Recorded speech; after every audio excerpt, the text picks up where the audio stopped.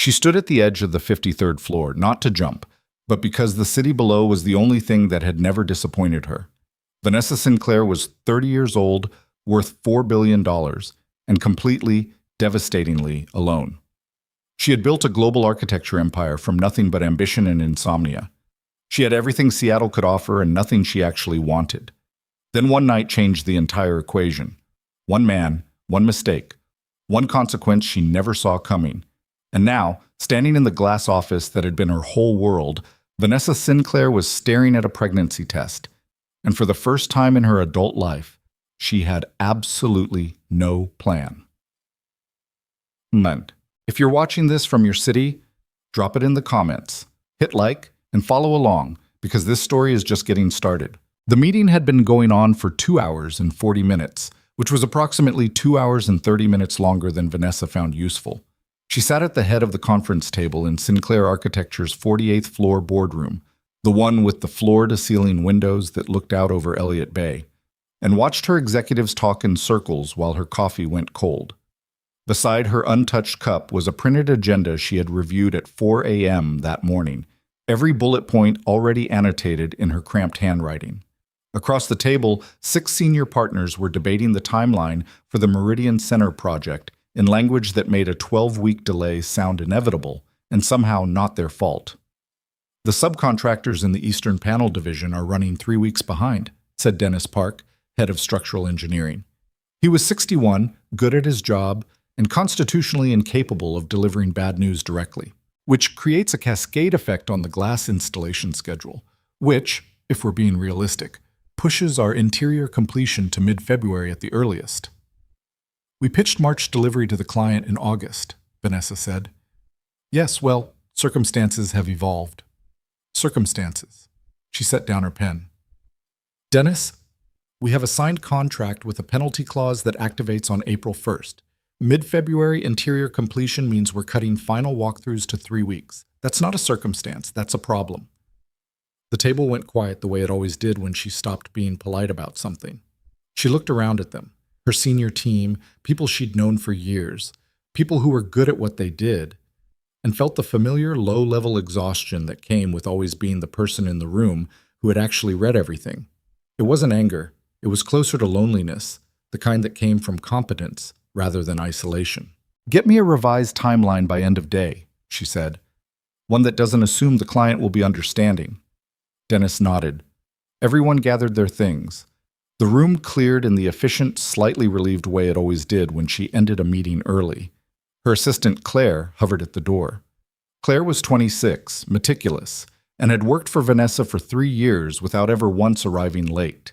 She held a tablet with Vanessa's afternoon schedule visible on the screen. "You have the Harrington Group at 2, the Coastal Design Forum dinner at 7, and—" Claire paused in the way that meant something uncomfortable was coming. "Mr. Reeves called again about the fundraiser seat. Tell him I already donated. He says the donation isn't the point, he wants you there in person. Something about visibility." Vanessa looked out the window at the gray autumn sky over the bay. "What's the weather tonight?" "Low 50s, rain around 9. Tell him I'll think about it." She picked up her cold coffee. "And push my 2 o'clock to 2:30. I need 20 minutes.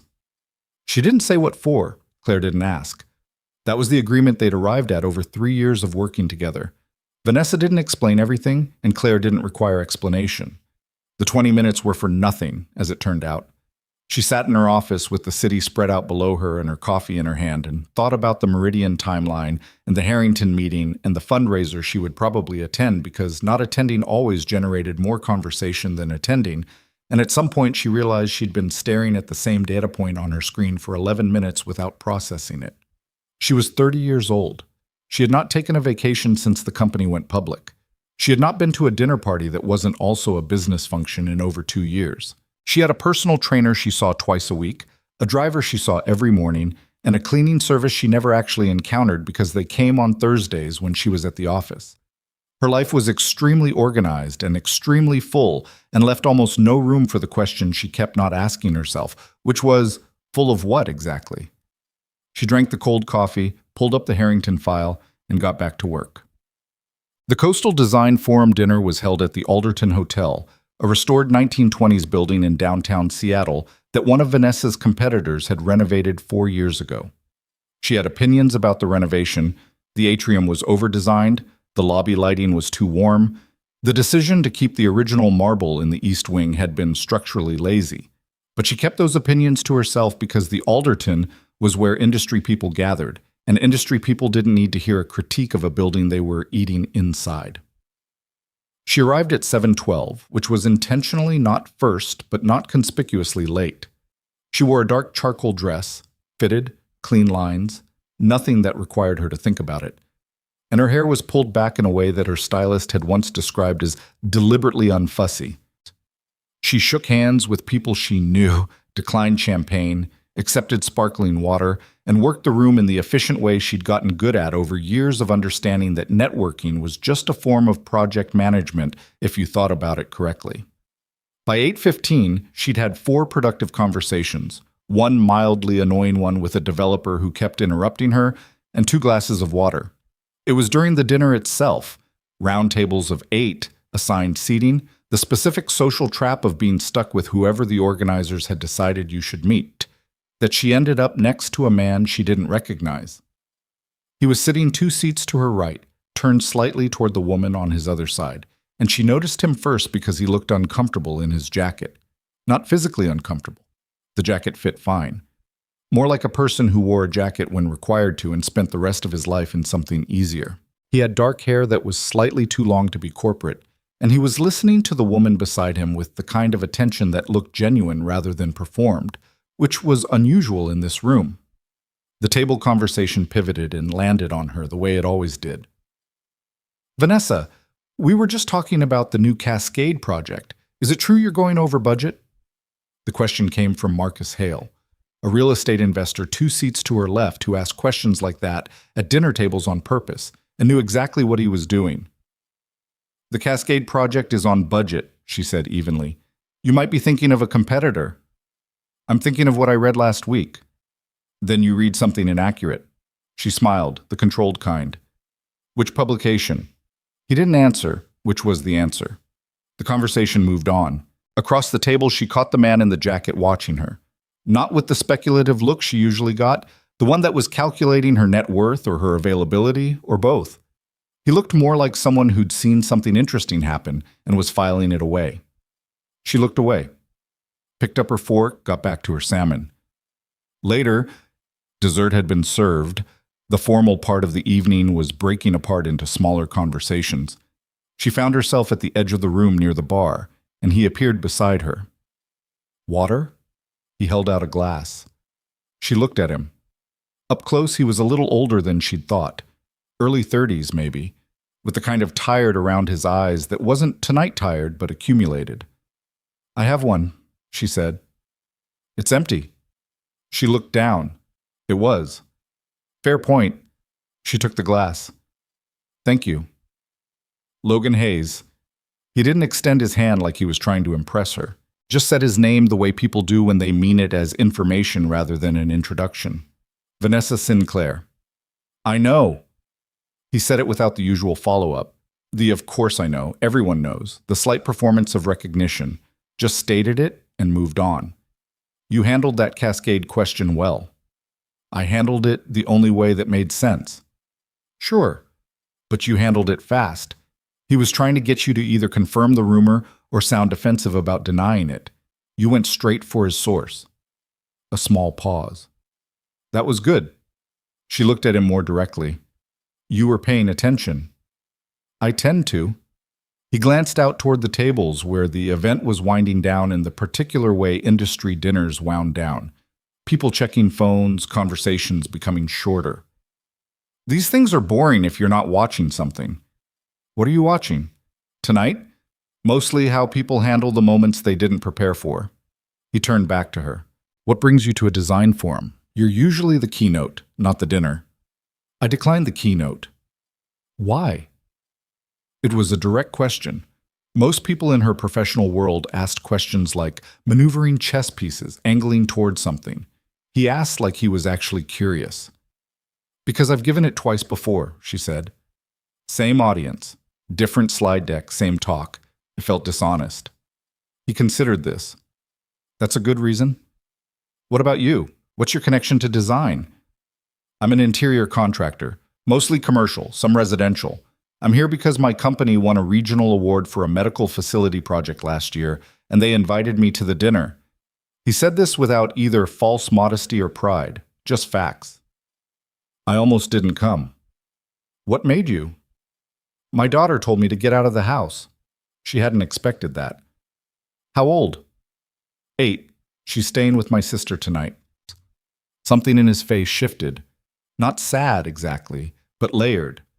Like the mention of the daughter meant multiple things at once.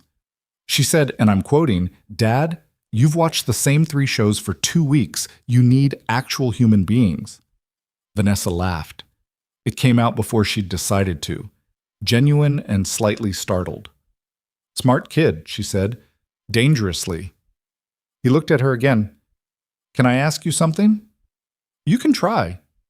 Do you actually enjoy these things, or is it all just maintenance?" The directness of it caught her off guard. She stood with it for a moment. Most people didn't ask Vanessa Sinclair what she actually experienced. They asked what she thought, what she planned, what her company was doing. The experiencing part wasn't usually on the table. "Maintenance," she said finally, with occasional interesting moments. "Is this an interesting moment?" She looked at him. He was watching her without pressure, curious, patient, without any apparent agenda beyond the conversation they were having. "Getting there," she said.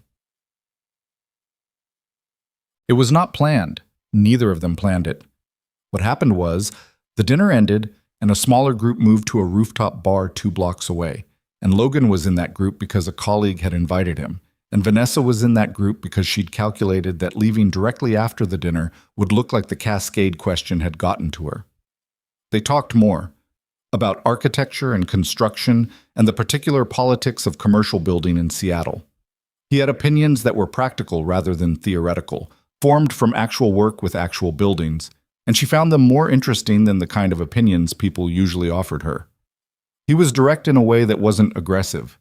He disagreed with her twice during the evening, once about a high-profile mixed-use project downtown, once about whether exposed concrete worked in Pacific Northwest interiors, and both times he disagreed simply, without softening it or performing confidence. Just, "I think you're wrong about that, and here's why." No one disagreed with Vanessa Sinclair at industry dinners. She had 3 drinks instead of her usual 2. The rain came around 9:30, the way Claire had predicted, and people started heading out, and somewhere in the loosening of the evening, she found herself still talking to him, the room around them thinning to almost nothing. "You should get home," she said at some point. It wasn't strategic, she just noticed it was late. "My daughter's at my sister's till tomorrow morning." He looked out at the rain-streaked windows. "I don't have to be anywhere." The pause that followed lasted about 3 seconds and contained a conversation that neither of them said out loud. "Okay," she said. She didn't regret it exactly. That wasn't quite the right word. What she felt in the weeks that followed was more complicated than regret. It was the discomfort of having done something genuinely spontaneous for the first time in years and not being sure what category to put it in. She'd left his hotel room before 6 in the morning, taken a car home, showered, and been in the office by 8. She hadn't given him her number. He hadn't asked for it, which she respected and simultaneously found disorienting. She told herself it was an isolated incident. One evening, a consequence of too much industry small talk, and a man who was unusually direct and rain against a window, and 3 drinks instead of 2. She filed it away in the drawer in her mind where she kept things that didn't fit the organizational system. The Meridian project consumed October. A potential acquisition took up the first half of November.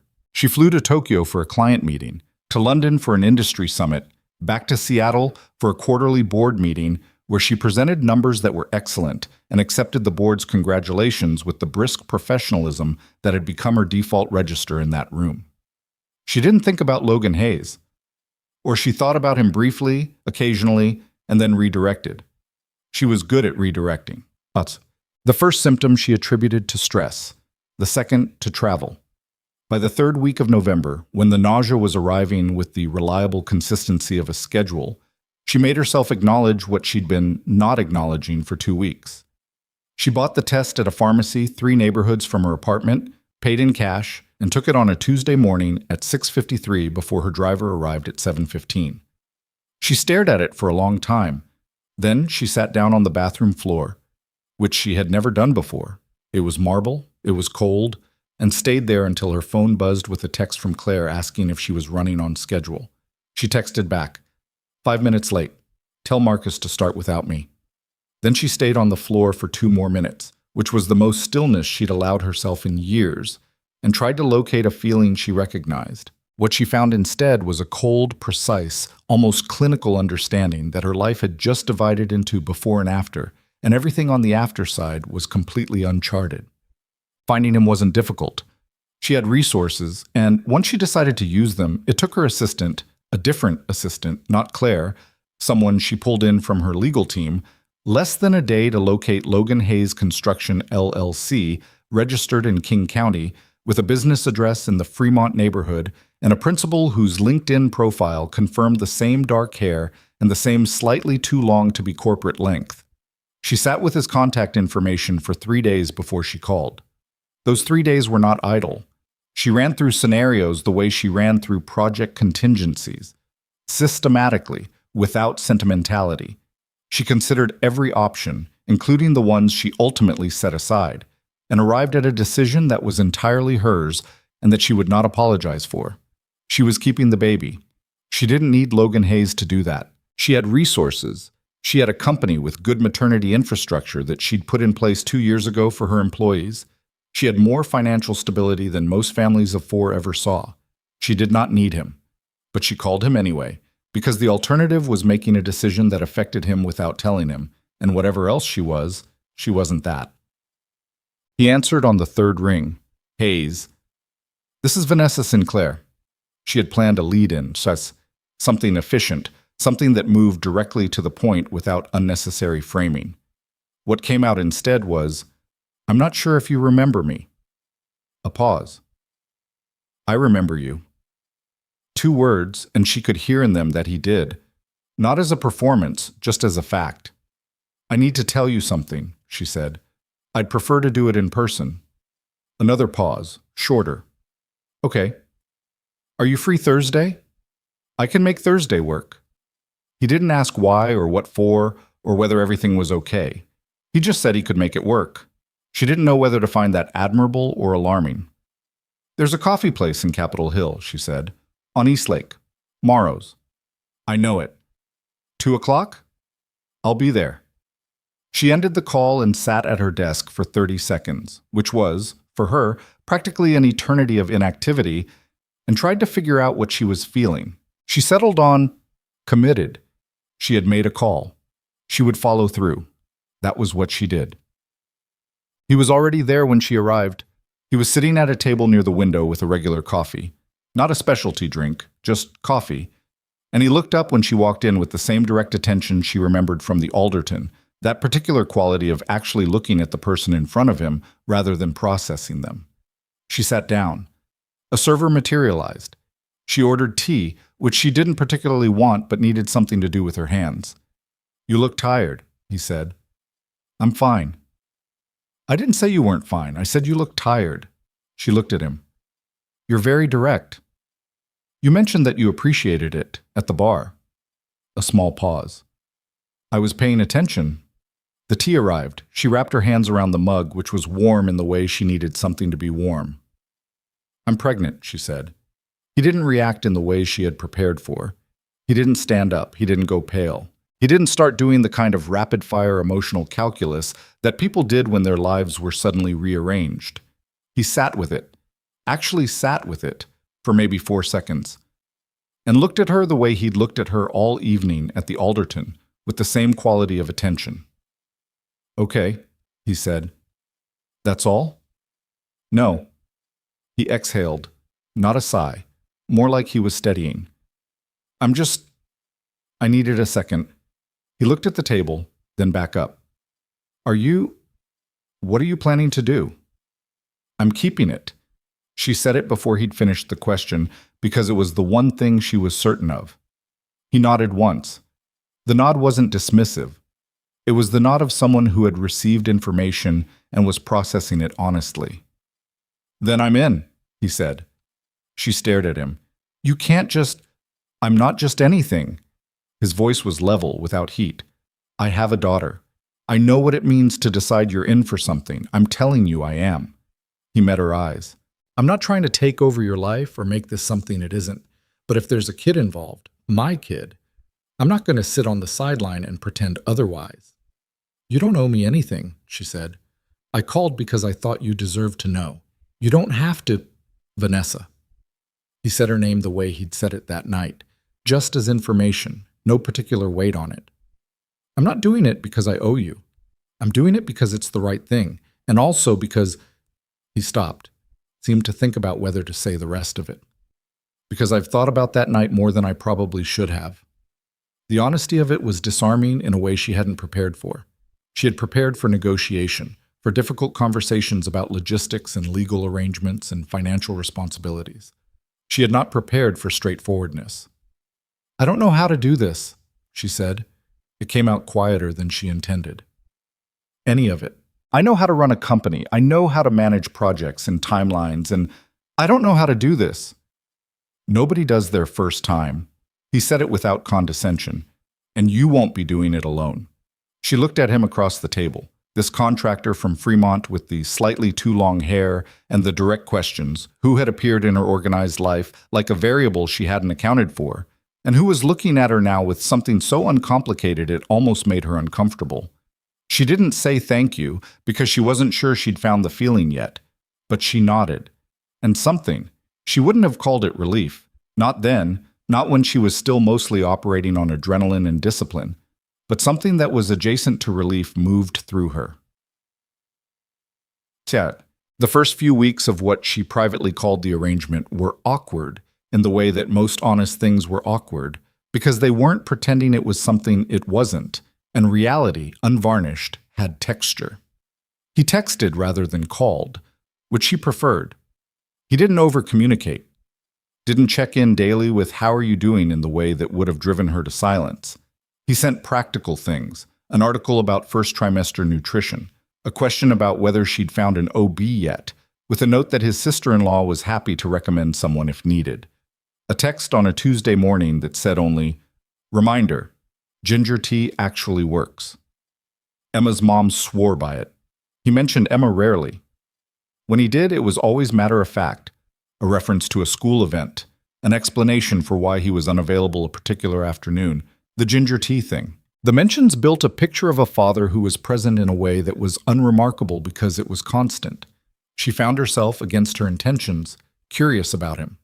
She told herself it was relevant due diligence. She was going to have a child with this person. Understanding who he was seemed sensible. She did not tell herself it was anything else. The first time she encountered Emma was an accident. She had agreed to meet Logan at a coffee shop near his office in Fremont to review a logistics arrangement their lawyers were coordinating. She had blocked 90 minutes, prepared 2 pages of notes, and arrived exactly on time. He was already there, as he always was, and beside him in the booth was an 8-year-old girl with his dark hair and the kind of face that suggested she'd recently been told to sit still and was making a moderate effort. "I'm sorry," he said immediately. "School let out early. District thing. My sister was supposed to pick her up, but there was a traffic issue and—" He was doing the apologetic explanation that parents did when their life refused to cooperate with their schedule. "I can reschedule, or I can take her outside if—" "It's fine," Vanessa said. Emma looked at her with direct, assessing eyes. "Are you the architecture lady?" "Emma," Logan said, in the tone of "we've discussed this." "Dad said you build buildings," Emma clarified, unapologetically. "Are you the one?" "I design them," Vanessa said. "Other people build them." "What's the difference?" Vanessa sat down across from them. "I figure out what the building should look like and how it should work. The people who build it figure out how to actually make that happen." Emma considered this. "Like how I draw what I want my room to look like and Dad figures out how to actually do it?" "Exactly like that." Emma nodded, as if this was a reasonable clarification. Then she went back to her tablet with the focused energy of someone who had gotten the information she needed and moved on. Logan looked at Vanessa across the table with something between apology and amusement. She processes things in her own way. She's efficient, Vanessa said. I respect that. He laughed, short, genuine. It changed his whole face in a way she noticed and then made herself stop noticing. They went through the logistics. Emma stayed quiet, absorbed in whatever she was watching on her tablet, occasionally commenting on something that had nothing to do with their conversation. At one point she said, without looking up, "Dad, you're doing the thing where you explain too much because you're nervous." "I'm not nervous," Logan said. "Your voice gets higher." Vanessa pressed her fingers against her mouth to keep from smiling. Later, the logistics were done, the check was paid, they were putting on their coats. Emma looked at Vanessa with the same direct assessment as before. "Do you actually like coffee?" she said, looking at Vanessa's untouched mug. "Or do you just order it because that's what people do at coffee shops?" "Tea," Vanessa said, "but I forgot to say so." Emma nodded sagely. "Dad does that too. Orders things because he thinks that's what you're supposed to order." She glanced at Logan. "It's a people-pleasing thing." "Emma," Logan said in the same tone as before, with slightly less conviction. "I read about it," Emma said, already heading for the door. "It's in the book about communication you left on the kitchen table." Logan watched his daughter push out the door, then looked back at Vanessa with the particular expression of a parent whose child has just accurately identified their character flaw in public. "She reads my books," he said. "All of them. I've stopped leaving anything on the coffee table that I don't want explained back to me." "She's remarkable," Vanessa said, and meant it plainly. He looked at her. Something in his expression went slightly different, less guarded. "Yeah," he said. "She is." December arrived cold and wet, the way Seattle Decembers always did, and with it came the thing that Vanessa had known was coming, but had hoped to manage before it arrived. The rumors started the way rumors in corporate environments always started, sideways. A comment in a meeting that was slightly too knowing. A text from her board liaison, Stuart Chambers, 64, who had been on the board since before Vanessa's tenure and had opinions about appropriate conduct that he expressed as concern, asking if she wanted to grab coffee and catch up, which was his standard mechanism for telling her something she wasn't going to like. She met him at a private club he was a member of, the kind of place where the carpet was dark green and the windows looked out over the water, and discretion was the primary amenity. "There's talk," Stuart said, over scotch he poured for himself and water he poured for her. "About a relationship with someone on the company payroll." She kept her face neutral. "Meaning?" "A contractor. Hayes Construction. I believe the company has a current project relationship with Sinclair Architecture." He said relationship in the particular way that meant he was working very hard not to say two other things. "There are questions about judgment." "From whom?" "From several board members who are, at the moment, asking them quietly." He looked at her over the rim of his glass. "Vanessa, I've always been in your corner. I'm coming to you first because I want you to be able to get ahead of this." "There's nothing to get ahead of." "The question isn't whether there's something to it.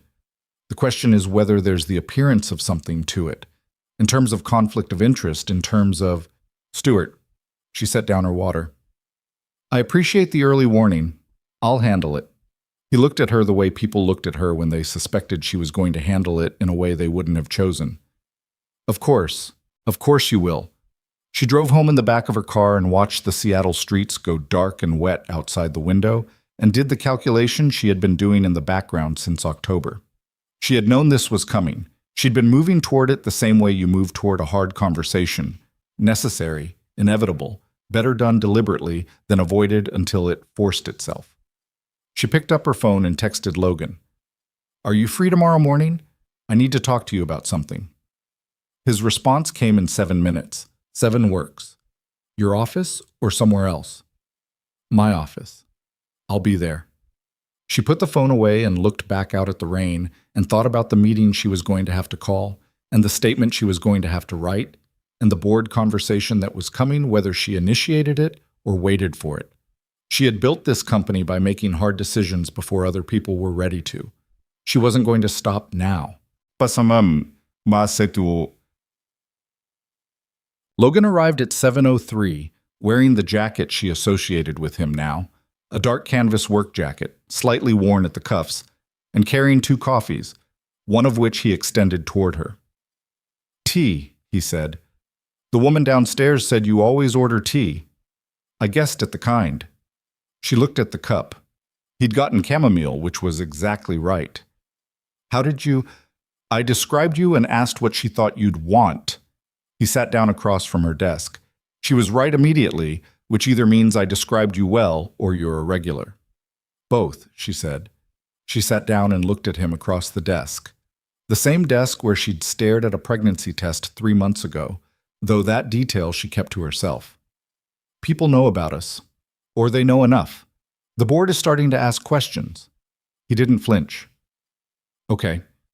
Okay isn't really a sufficient response to that. What do you need from me? He said it simply. Not what do you want me to do? Not how can I fix this? Just what do you need? She looked at him for a moment. I'm going to address it directly, with the board. I'm going to acknowledge the relationship and the pregnancy, and I'm going to do it before they make it into a crisis. She paused. That's going to make you visible, in ways you might not be comfortable with. I'm not worried about comfortable. Logan, my company has 4,000 employees. I have a board of 7 people, 2 of whom are looking for reasons to question my authority. When I go into that boardroom, I need to know exactly what I'm walking in with. She looked at him steadily. Which means I need to know what you're willing to stand behind. He was quiet for a moment, not the nervous quiet of someone stalling, but the quality of someone actually thinking. I'm not going anywhere, he said finally. I said I was in. That's still true. He met her eyes. What do you need me to actually do? Specifically. Nothing yet. This part I do alone. He looked like he might argue that. Then he seemed to decide it wasn't the moment. And after? After, she said carefully. We figure out the rest. He nodded, drank his coffee. Outside her windows, Seattle was just starting to lighten, the December sky a pale gray over the water. For what it's worth, he said, I think you should walk in there and say exactly what you're going to say, the way you always say things, without softening it. He looked at her with the directness she'd come to expect. You're good at that. Don't lose that to make them comfortable. She looked at him for a long moment. It was the kind of comment she would have paid a very good advisor several $1,000s to give her, and he had just said it over $7 coffee like it was obvious. Thank you, she said. This time she meant it, and knew she meant it. He nodded in the way that meant he'd received it and wasn't going to make anything out of it.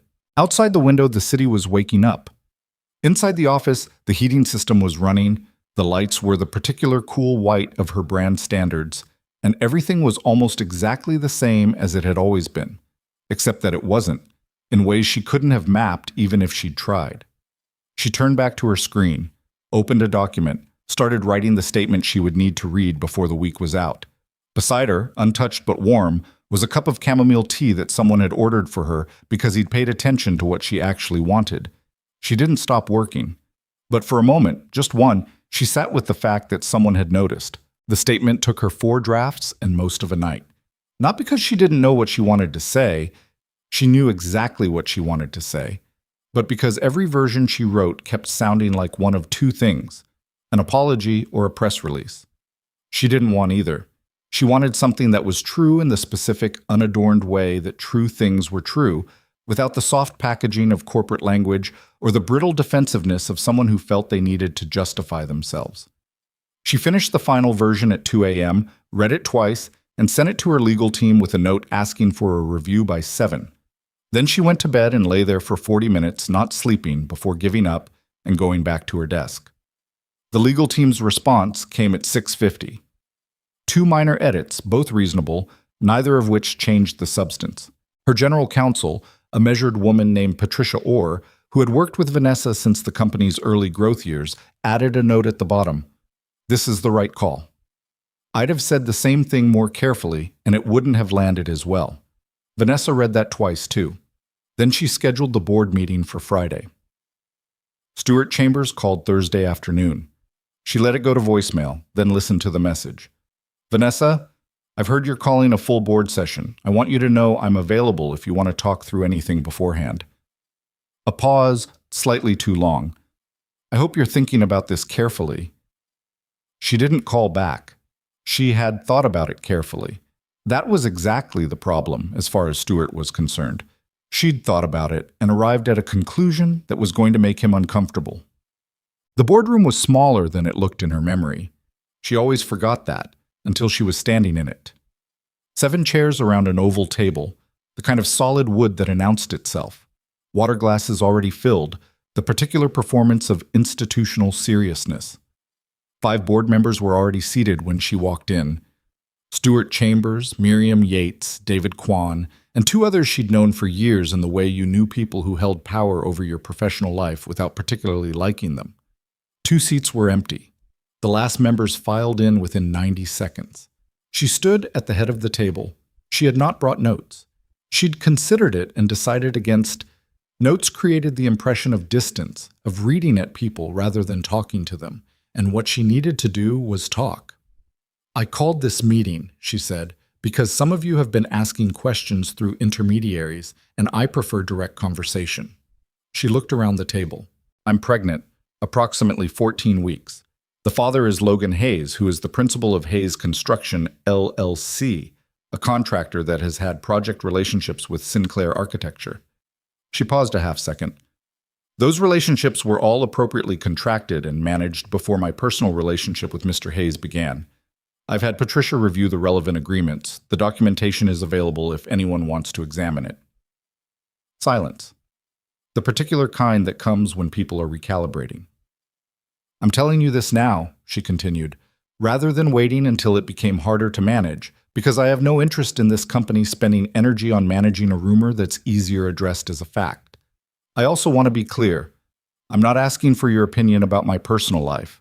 I am telling you the material facts that have potential bearing on the company. She looked at Stuart specifically. If anyone has specific concerns about conflict of interest or governance, I'm prepared to address those in detail. That's what this meeting is for. Stuart was the first to speak, because he always was. Vanessa, no one is questioning your... We appreciate the transparency, obviously. What concerns me is the optics, the perception that a board member of a contractor, he's not a board member. He owns a small construction company. The perception regardless. Stuart. She kept her voice level. I've given you the facts. I've given you the documentation path. If there's a governance question, let's have it. If what you're actually concerned about is perception, that's a different conversation, and it's one I'm less interested in having at this table. David Kwan, who was 67, had been on her board since year 3 and was the person in the room she trusted most, spoke without looking up from the table. Is the operational plan solid for the transition period around the birth?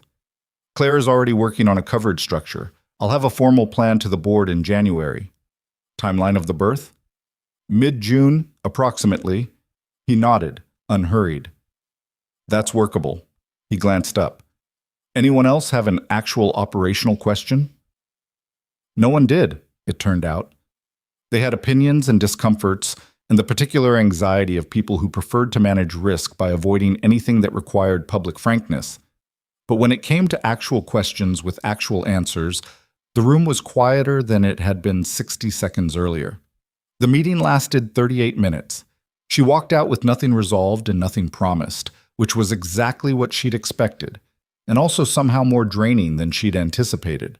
The performance of certainty required a kind of energy that borrowed against later. She got back to her office, closed the door, sat in her chair, and stared at the ceiling for 90 seconds. Then she picked up her phone and texted Logan. Done. Fine. His response was immediate. How are you, actually? She looked at the question, turned it over. Tired, she typed back. But okay. 3 dots appeared, then, Emma's got a soccer thing till 6. After that, she wants tacos. You're welcome to come if you want actual food instead of whatever you eat when you're working late. She looked at the text for a moment. Her usual evening involved her apartment, something ordered in, and whatever she'd left unfinished from the workday. What kind of tacos? She typed. The kind that come from a truck on Leary. Emma's completely devoted to them. Has opinions about the cilantro distribution. Tell her the cilantro distribution is a valid concern. She'll take that as an invitation to explain her entire position on cilantro. I have time, Vanessa wrote, and pressed send before she'd finished deciding whether she meant it. The taco truck was parked in a gravel lot near the river, just visible from the road if you knew to look for the orange awning. Emma spotted it from 2 blocks away and reported its presence with the focused satisfaction of someone confirming an expected landmark. She was different outside the coffee shop, more physical, more vocal, still direct, but with the energy of a kid who'd spent 2 hours running around a soccer field. Her hair was still in a ponytail, but several pieces had escaped it, and she had a grass stain on her knee that Logan had not yet commented on. "The green salsa or the red?" Emma asked Vanessa at the ordering window, in the tone of someone who considered this a meaningful question. "Red," Vanessa said. Emma nodded approvingly. "Good. The green is fine, but the red is better. Some people are afraid of it." "I'm not afraid of salsa." "Dad used to be," Emma said, glancing at Logan with the particular candor of a child who saw no reason to edit herself. "I was cautious," Logan said. "There's a difference." He sweated. "Emma, it was like 2 years ago. You're better now." She said this with the breezy authority of someone issuing a verdict and moving on, and turned back to the ordering window. They ate at a weathered picnic table on the gravel lot with paper-wrapped tacos and cheap napkins that disintegrated immediately, and a mild December evening that was cold enough to require the jackets they were wearing, but not cold enough to be miserable. A string of bare bulbs ran along the awning edge, the kind that glowed amber and gave everything a particular warmth that had nothing to do with actual temperature. Vanessa ate 2 tacos, which surprised her. She hadn't felt hungry, and listened to Emma explain the soccer game with an attention to tactical detail that was more rigorous than most professional debriefs she'd sat through. Emma was the kind of kid who noticed where people were standing and why that mattered, and could explain the logic of it clearly, which was a form of spatial intelligence that Vanessa recognized because it was close to her own. "You saw where the gap was before it opened," Vanessa said, when Emma was mid-explanation of a play. Emma stopped. "Yeah. That's a particular skill. Most people see the gap after it opens." Emma looked at her with slightly more interest. "Dad says it." "He's right. He says I think too far ahead sometimes, and it makes me try to force things." "That's also probably right." Emma considered this. "It's annoying when both things are true." "Most true things are," Vanessa said. Logan, across the table, had stopped eating and was watching this exchange with an expression she couldn't fully read. Something quiet, something careful. After, when Emma was absorbed in her phone and Logan was gathering the paper wreckage of their dinner, he said, without particular setup, "She likes you. She's evaluating me." Same thing for Emma. He folded a paper into third, a habit, something to do with his hands. She doesn't make small talk with people she doesn't like. She just gets polite and stops paying attention. Vanessa looked at the girl across the table, bent over her phone with the complete focus of someone 8 years old. "She's going to be formidable." "She already is." He said it simply, with the plainness of someone stating an obvious fact. Then, after a moment, "How are you actually?" "Not the text." "Actually." She looked at him. The amber lights were doing what amber lights did, and the gravel crunched under someone's feet 2 tables over, and somewhere in the lot a car was starting. "I was more tired coming out of that meeting than I expected," she said. "I knew it would be draining. I'd planned for it being draining." She paused. "I hadn't planned for how much I'd have to perform calm while being a different kind of not calm underneath." He nodded. Not in the way that meant "I understand" as a social reflex, but in the way that meant he was actually tracking it. "Did they push back?" Stuart Chambers did what Stuart always does, which is dress up discomfort as concern. She unwrapped the second half of her taco, which she'd been saving. David Kwan asked operational questions. He's practical. The rest of them were waiting to see which way the wind was going. "And?" "I think it held." She bit into the taco. "I'll know for certain in the next few weeks based on what conversations start happening without me." "You mean whether they go around you?" "I mean whether they start coalition building." She chewed, swallowed. "It's happened before.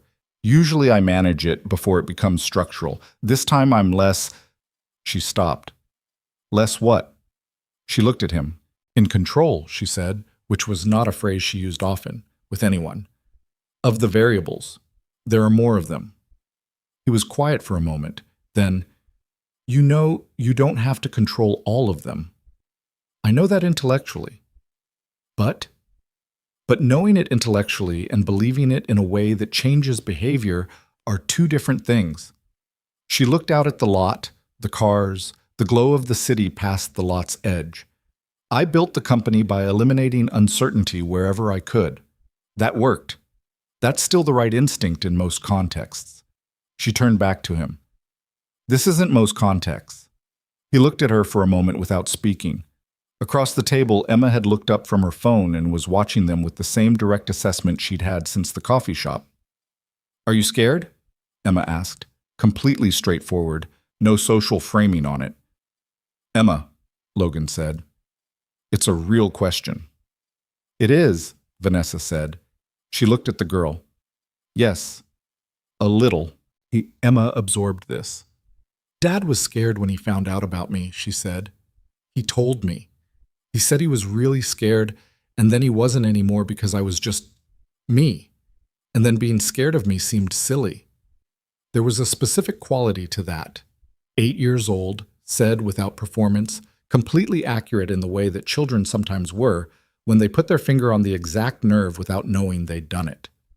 That's a good thing to know, Vanessa said. Emma nodded and went back to her phone. Logan looked at Vanessa across the amber-lit table, and neither of them said anything for a moment, and it wasn't uncomfortable. It was, she realized, the first moment in weeks that hadn't felt like something she needed to manage.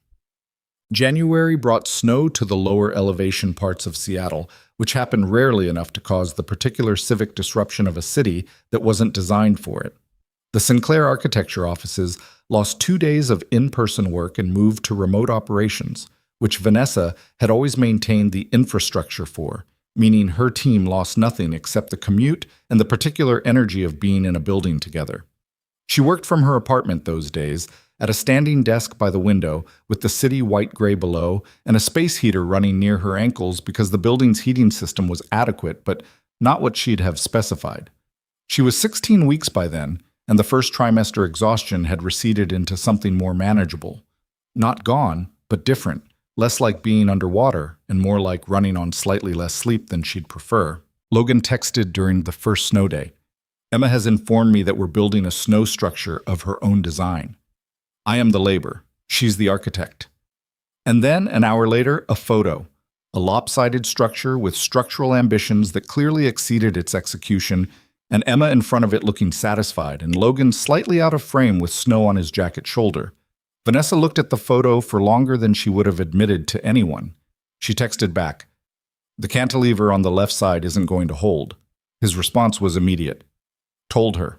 She said it's intentionally asymmetrical. That's what architects say when something isn't working. I'll let her know you said that. She'll argue about it for 20 minutes. I have time, she wrote back, same as before. And this time she knew immediately that she meant it. The first time she went to his house was not planned. She had a late meeting in Fremont that ran long, and it had started raining in the particular aggressive way Seattle sometimes rained in January.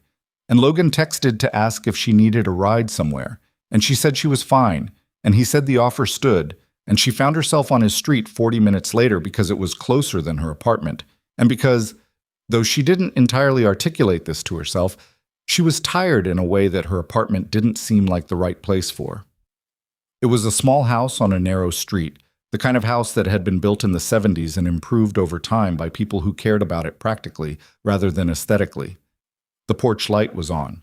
There was a bicycle locked to a railing and a pair of muddy boots beside the door. Emma's size, she guessed.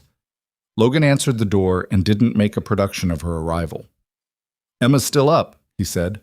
"She won't stay in bed when she knows someone's coming over. Fair warning. I can go.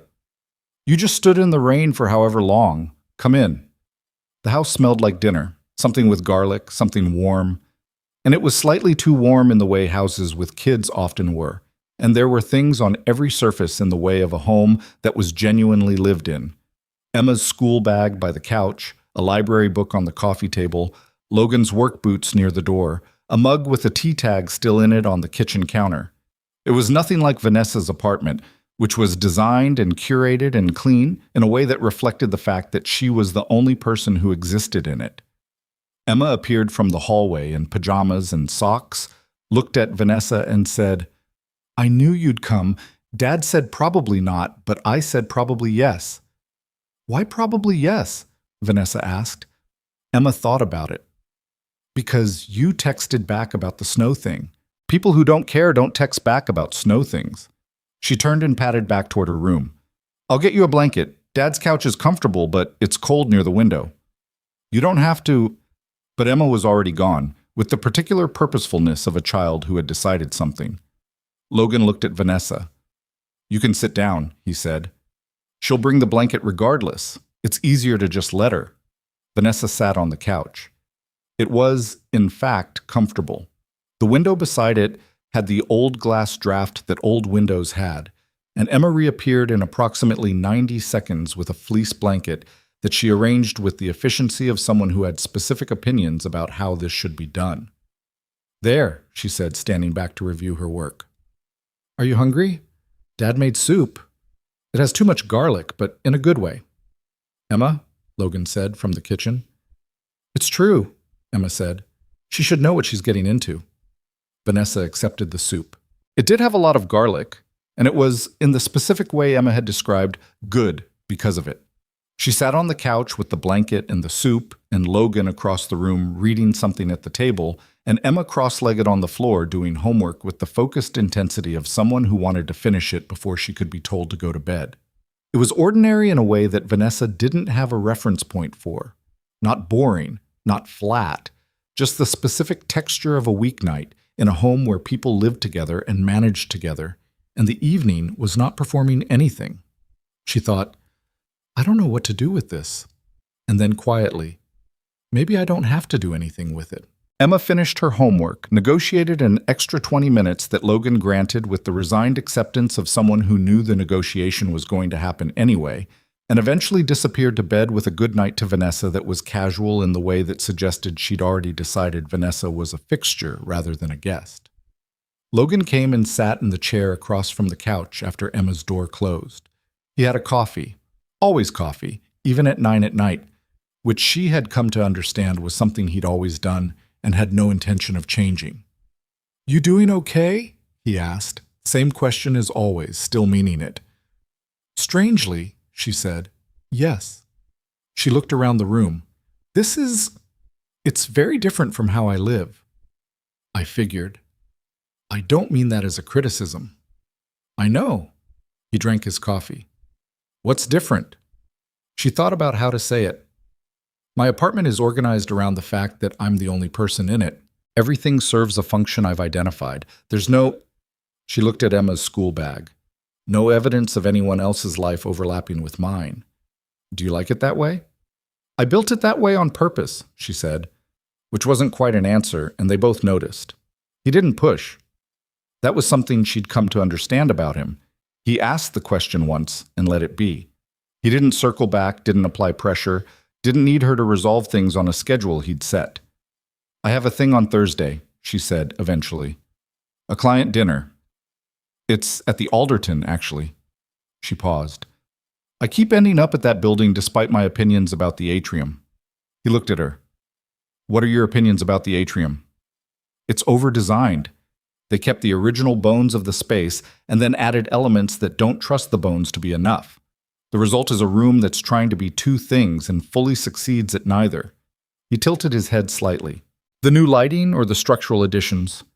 "Both, but the lighting is the worst offense. The original space had a quality of light that came through the east windows in the morning it was genuinely beautiful. They put recessed fixtures in and killed it." "I worked in that building during the renovation," he said. "Second crew, interior framing. I remember the argument about the lighting." He set down his coffee. "The designer wanted to keep it natural.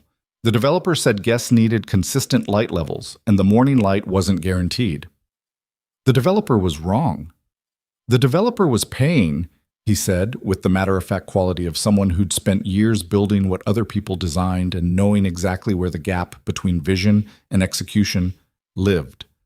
That's usually the determining factor. It shouldn't be. No, he said. It shouldn't. They sat with that for a moment.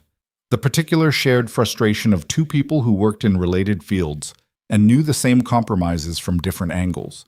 It was the most naturally she'd talked to anyone about work in a long time.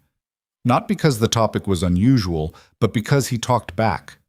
Not to impress her, not to demonstrate knowledge, just because he was actually engaged with the question. She left at 10:30, which was later than she'd planned when she'd had no plan. He walked her to her car. The rain had stopped, and didn't make anything out of it, just stood at the curb while she got in. "Thursday?" he said as she started the car. "The Alderton dinner. Are you going to look at the east windows?" "Probably." "Tell me what you think." She looked at him through the window for a moment. "I will," she said, and meant it, and drove home through wet streets that reflected the city lights back up at the sky. The weeks developed their own rhythm, which happened the way rhythms always did. Not planned, just accumulated. Logan picking up something particular she mentioned needing and dropping it at her office without announcement. Her texting him articles about construction materials or city planning that she thought he'd find interesting and that he always actually read and had opinions about. Emma's soccer schedule becoming a reference point in her week without her quite deciding it would. In February, during a routine appointment, her OB said everything was progressing normally and the baby was measuring exactly where she should be. Vanessa sat in the car afterward in the parking structure and called Logan. "Everything's fine," she said when he answered. "She's healthy." A pause. "She?" Vanessa looked at her hands on the steering wheel. "I asked them to tell me. I hope that was—" She stopped. "I should have asked you first, whether you wanted to know." "Vanessa."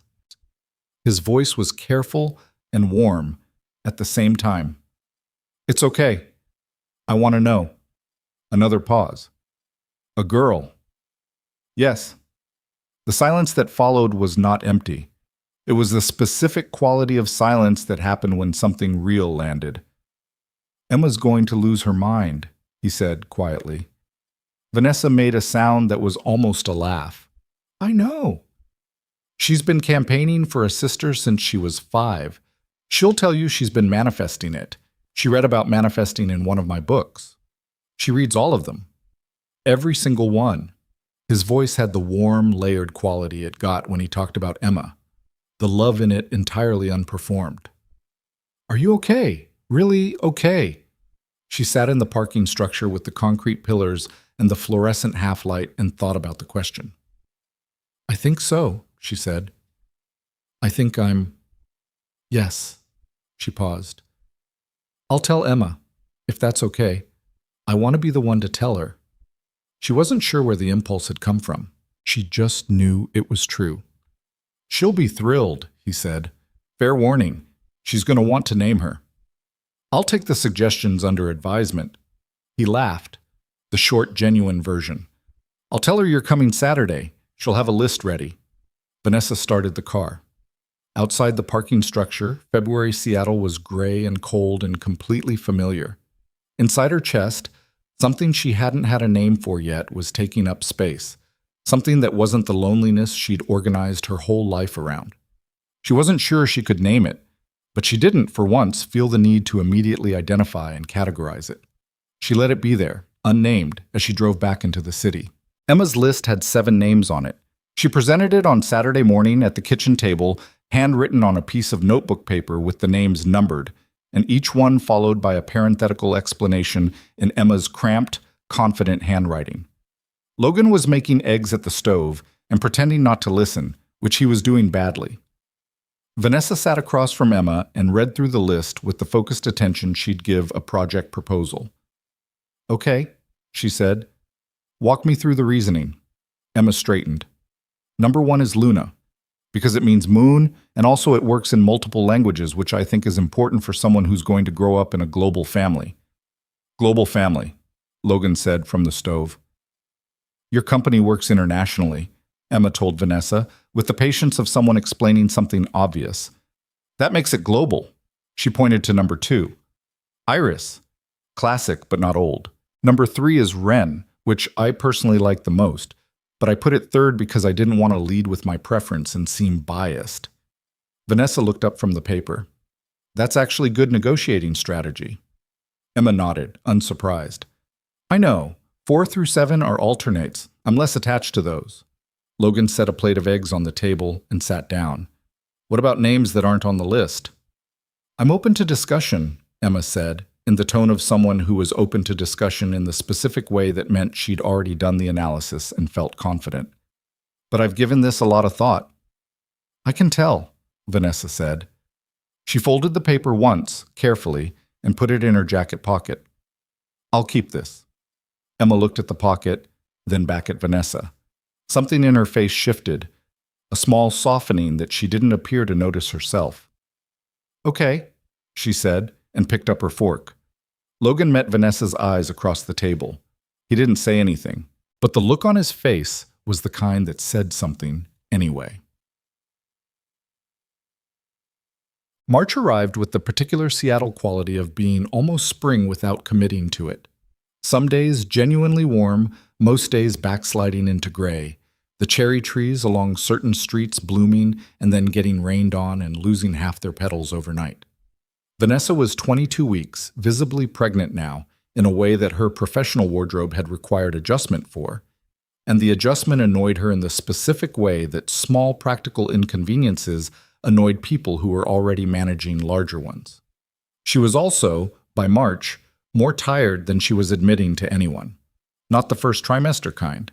This was the specific fatigue of a person running a growing company, managing a board that was watching her with more attention than usual, overseeing 3 major projects simultaneously, and also, quietly, in the margins of everything else, building something with Logan and Emma that she didn't have a word for yet, but that required its own energy in the way that anything real did. The Meridian project delivered on time. She stood in the finished lobby on a Tuesday morning in early March with her project lead and the client and looked at the space she'd designed 3 years ago.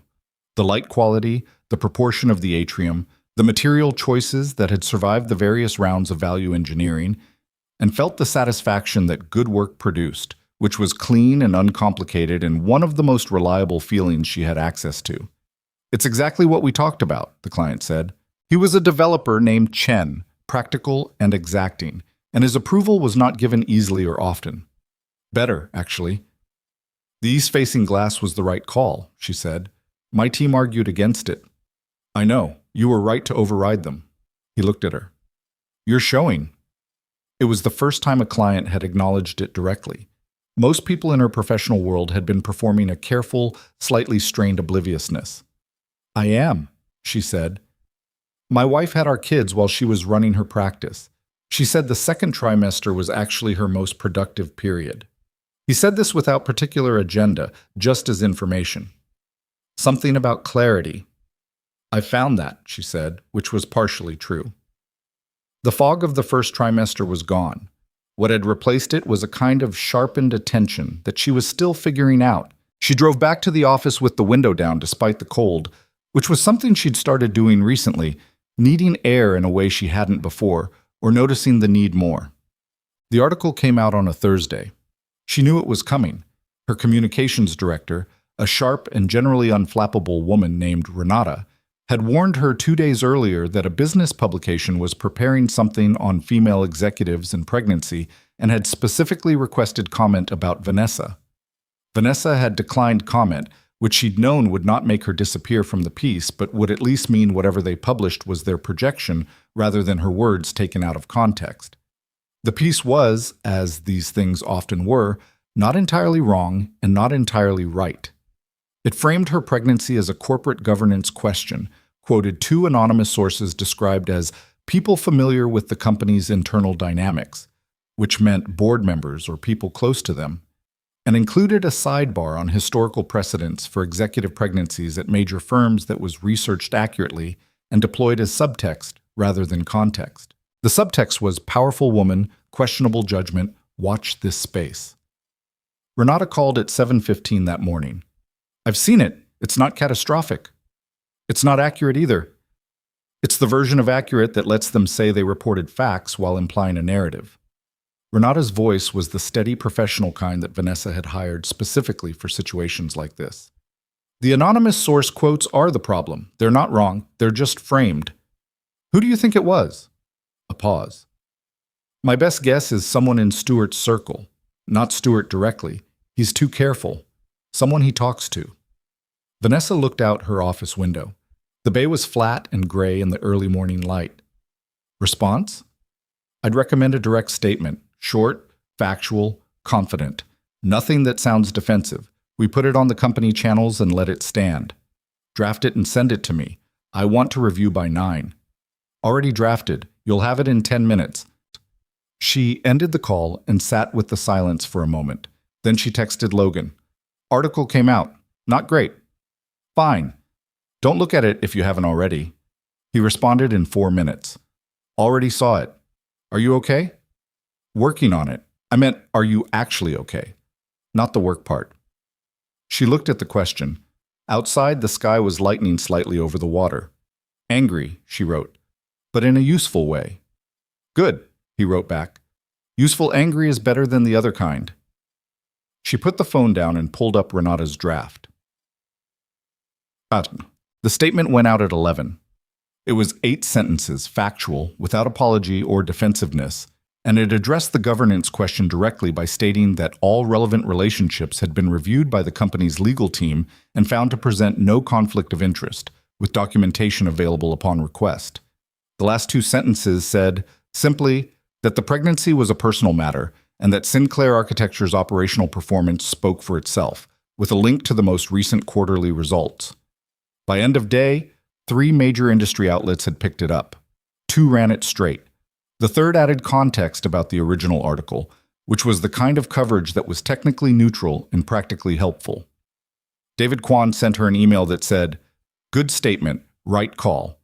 Stuart Chambers sent a note that said he hoped she was holding up and that the board was supportive, which she read twice to confirm it said nothing specific, and then filed. What she didn't anticipate, what she had not calculated into any of her projections, was the internal response.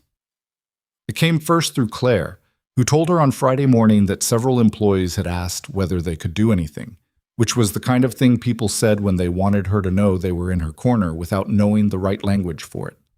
Then through Renata, who said 3 clients had called to explicitly confirm their project relationships were unaffected and had added, unsolicited, that they admired how she'd handled it. Then, more directly, from her project leads, a group of 12 people who ran the day-to-day operations of her major projects, who sent a collective email that was professionally worded and contained, in the final line, the sentence, "We've got the work, don't worry about us." She read that last email 3 times. Then she closed her laptop and took the first unscheduled 30 minutes she'd allowed herself in weeks and sat in her office and did nothing, which was not nothing at all. It was the specific act of letting something land without immediately converting it into action. The confrontation with Stuart happened in April, and it happened because she made it happen rather than waiting for it to find her. She asked him to meet her in her office, not a boardroom, not a neutral venue, and he arrived in the particular way of a man who knew he was being summoned and had prepared accordingly. He wore a suit that was slightly more formal than their usual meetings required, which told her he was treating it as a formal encounter. She didn't offer him anything to drink. She sat across from him at the small conference table in the corner of her office, not behind her desk, which would have been a different kind of statement, and looked at him directly. The anonymous sources in that article, she said. I'm not going to ask you to confirm or deny. I'm going to tell you what I know, which is that the framing in that piece came from someone with board-level knowledge and board-level concerns, and that it was calculated to create pressure without accountability. She kept her voice even. I want to be very clear about something, Stuart. I understand why you're uncomfortable. I understand that pregnancy and a relationship with a contractor don't fit your model of how a CEO should look. What I'm telling you is that this company is not yours to protect from me. Stuart looked at her with the expression of someone who was deciding how honest to be. He was not a bad person. She'd never thought he was a bad person. He was a man who had spent 40 years in business in a particular framework and who experienced anything outside that framework as a risk rather than a variation. I have responsibilities to the shareholders, he said. So do I. Better ones because mine are operational rather than theoretical. Vanessa. The Meridian project delivered on time and on budget. The Cascade project is running at 102% efficiency against projections. We brought in 2 new international clients in Q1 and our retention rate is at 94%. She looked at him. Those are the numbers.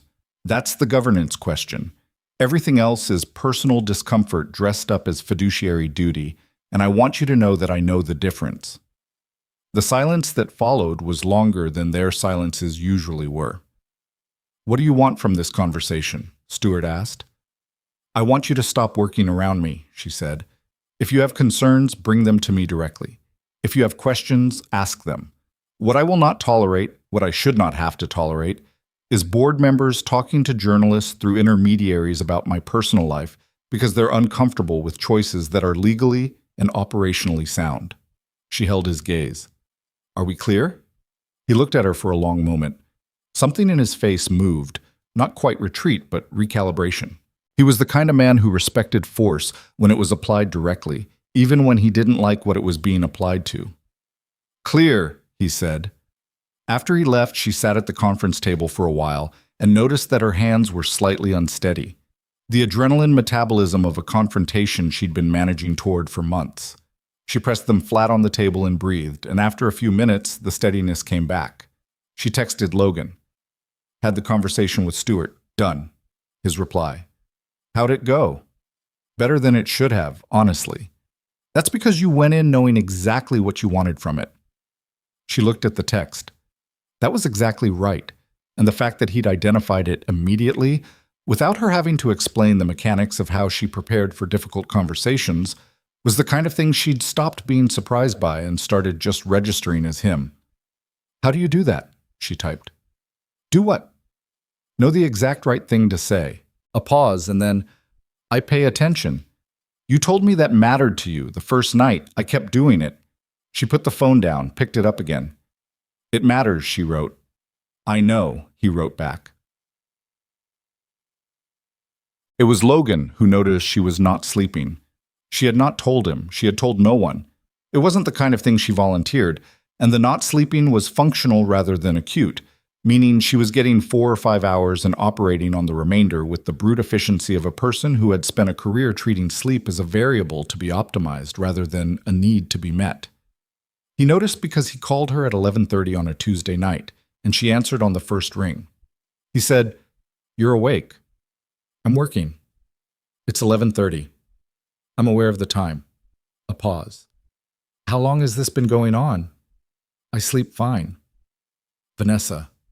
The specific quality of his voice when he said her name, not demanding, just direct in the way that made deflection feel like more work than honesty. How long? She put down her pen. A few weeks. It's not, I'm managing it. You're also 24 weeks pregnant and running a company and fighting a boardroom political situation. You can't keep borrowing against the same account. I know that. Then what's keeping you up? She turned her chair toward the window. Outside, Seattle was doing what it did at night in spring, dark and wet and quietly alive. I keep running scenarios, she said, about the company, the board situation, the birth plan, the coverage structure I haven't finalized, there's always something that needs resolution that I can't resolve at the current moment because the variables aren't all in yet. And so my brain just... She stopped. Keeps running the scenarios. Are any of the scenarios things that will actually happen tomorrow? No. So you're solving problems that don't exist yet. I'm preparing for problems that will exist. There's a point where preparation becomes something else, he said. Not unkindly, just true. Have you talked to your OB about the sleep? Not specifically. You should. I know.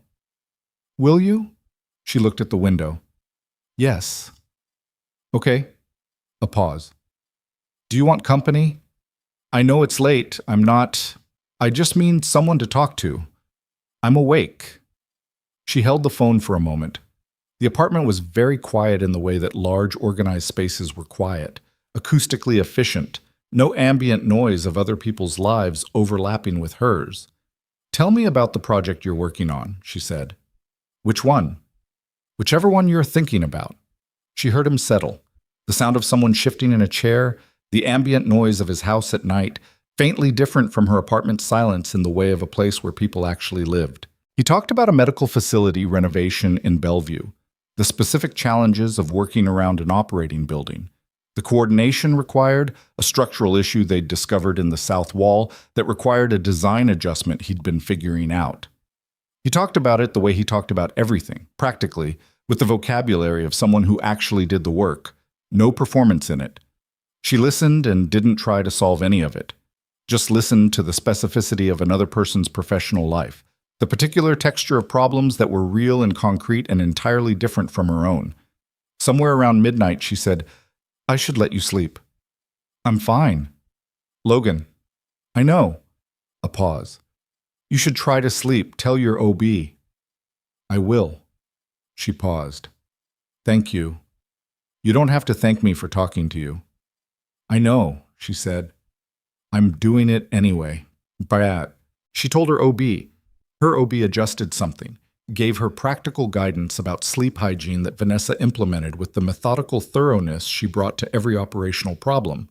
And within 2 weeks, the 4-hour nights became 6, which was not ideal but was functional in a different way. In May, with Logan on a Saturday, they painted the room in her apartment that she'd been using as a secondary office and which was now going to be a nursery. This was Logan's idea, initially, and she'd said she had a service for that. And he'd said painting a room together was a different thing than having it done. And she'd said that didn't make logistical sense. And he'd said he knew, and she'd agreed because she understood by then that some things he suggested weren't about logistics. He brought Emma, who had very strong opinions about color, and had lobbied for a specific shade of green that she'd seen in a magazine and described as the color of things that are growing but aren't loud about it. They ended up with something close to it. A muted sage that actually worked with the room's north-facing light, which Vanessa acknowledged was Emma's call and the right one. Emma painted the lowest section of one wall with the particular care of someone who had been trusted with something and intended to honor that. Logan did the upper portions. Vanessa handled the trim, which required precision and steadiness, and which she was significantly better at than either of them. "You have a steady hand," Logan observed, watching her work the corner where the wall met the window casing. "I've always been good with lines," she said. "Emma's going to want to paint something on that wall," he said quietly. So Emma, rolling her section with focused concentration, wouldn't hear. "I know. Is that okay?" Vanessa looked at the wall, clean sage green, the color of things growing without being loud about it. "Yes," she said. "It's okay."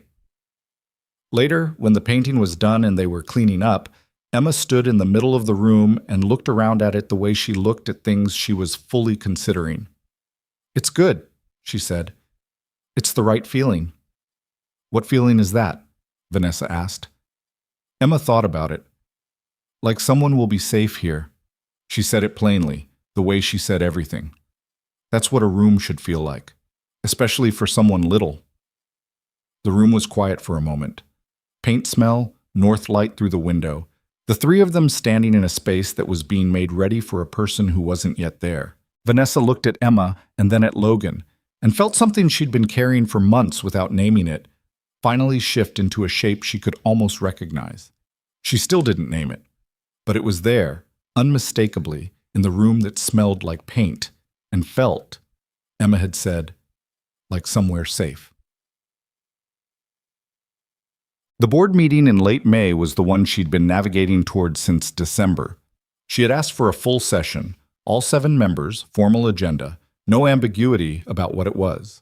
She came with a 40-page operational review and a presentation that took 20 minutes to deliver, and that laid out, with the precise clarity of someone who had spent 6 months making sure every number was bulletproof, exactly where the company stood. The numbers were, without argument, exceptional.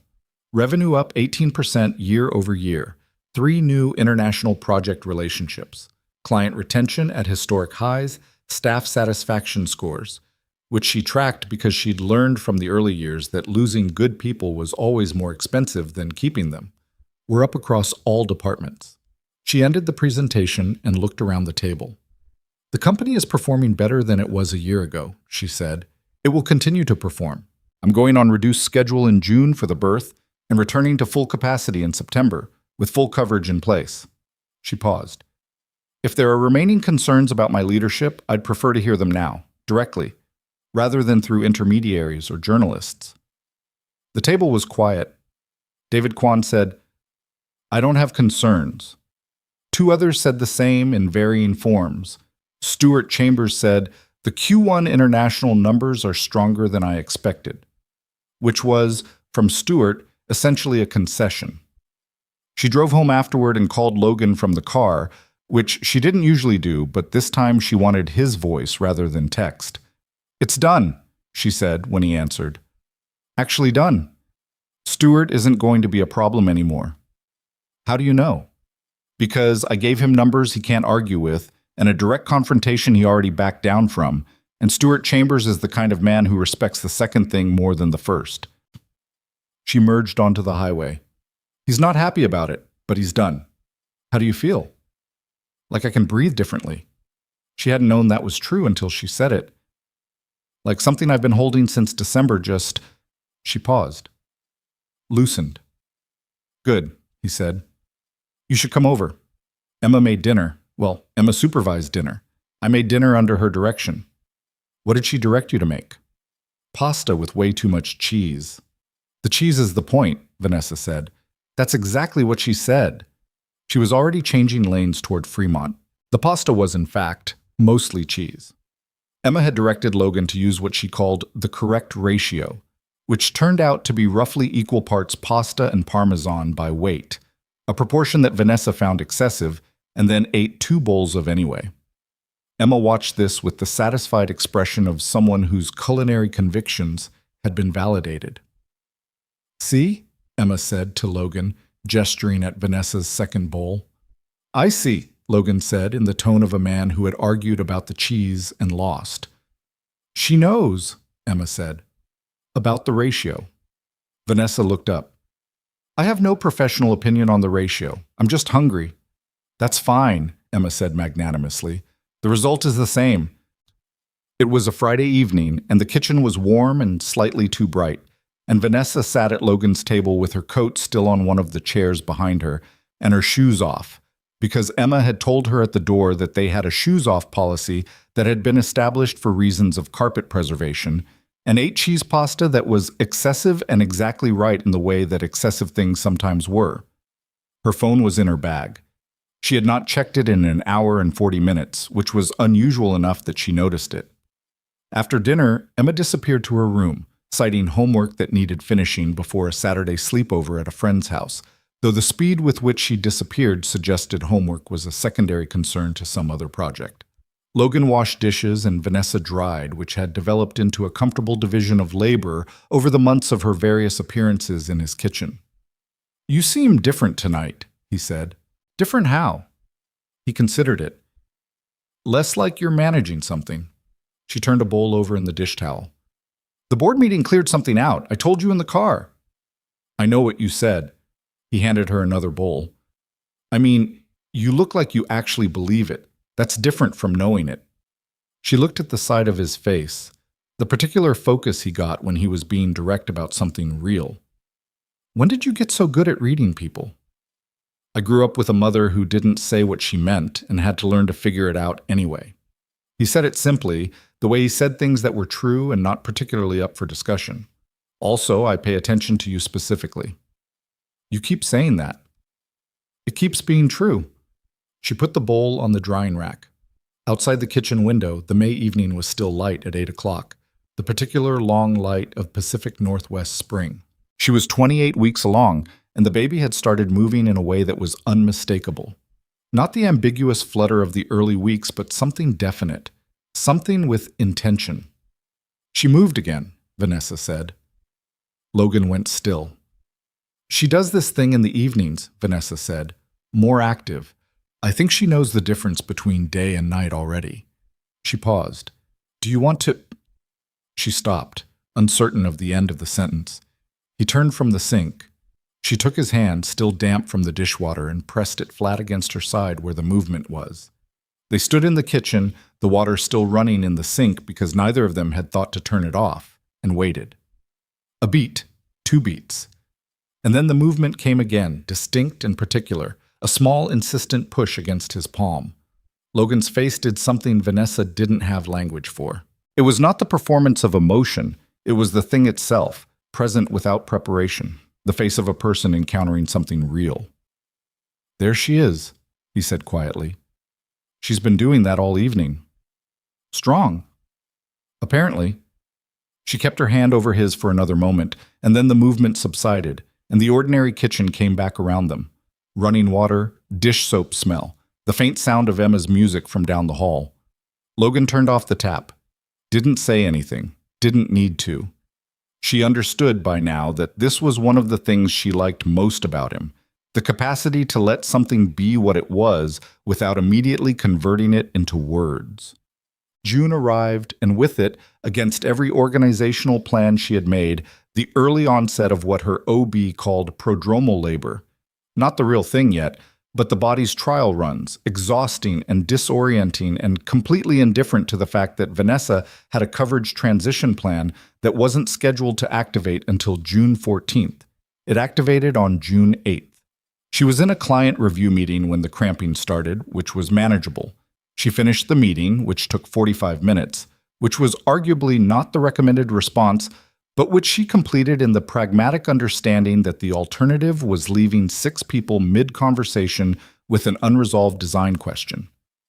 Then she called her OB from the car, was told to come in, and texted Claire and Logan simultaneously. Claire's response was instantaneous and operational. "On it, coverage protocol active, you're clear." Logan's was, "Where are you?" Not a question, a fact-gathering statement. In the car she wrote back, "Going to Swedish. OB says probably not yet, but wants to check. I'm coming." "You don't need to—" "I'm coming," he wrote again, and that was the end of the conversation. He was in the waiting room when she came out of the first assessment, which meant he'd driven faster than was strictly advisable.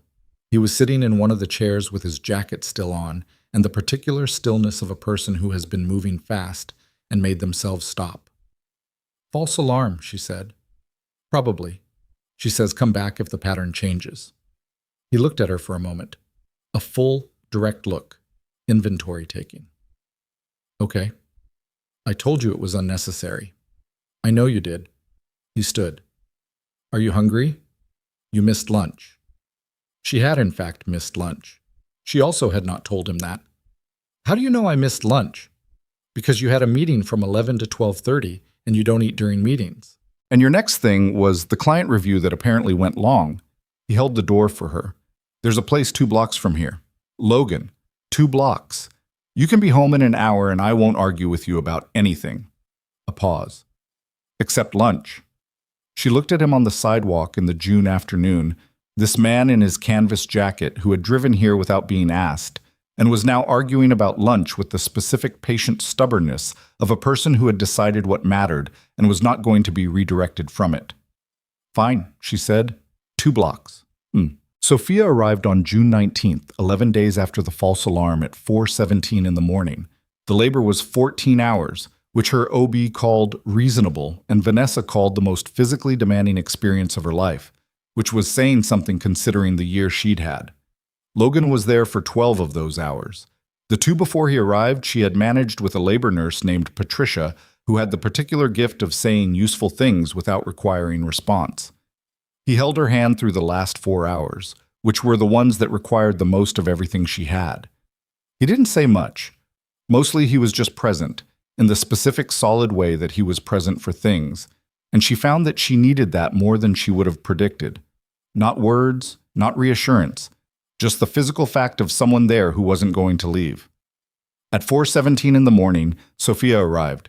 She weighed 7 pounds and 2 ounces and had a full head of dark hair that the delivery nurse said was unusual and Logan recognized immediately as his own. She screamed for approximately 30 seconds and then, placed on Vanessa's chest, went abruptly quiet, as if having assessed the situation and determined it was acceptable. Vanessa held her and felt something she had no professional vocabulary for, nothing in her arsenal of operational language and strategic framing. Just a feeling that was so large and so without category that she didn't try to name it. She just stayed inside it, the way she'd learned over the past year to stay inside things rather than immediately processing them into something manageable. Logan was looking at both of them. He looked like a person who was not going to say anything because words were beside the point. "Ren," Vanessa said after a while. He looked at her. "Emma's third choice," Vanessa said. "The one she actually liked most." She looked at the baby. "I've been thinking about it since February." Logan was quiet for a moment. Then, "She'll be furious that you went with her real preference and not the one she strategically put third. She'll also be delighted." "Both," he agreed. "Absolutely both." "Sophia Wren," Vanessa said. The name settled. He reached out and touched the baby's hand, the small, unfocused fingers. With the same steadiness he brought to everything.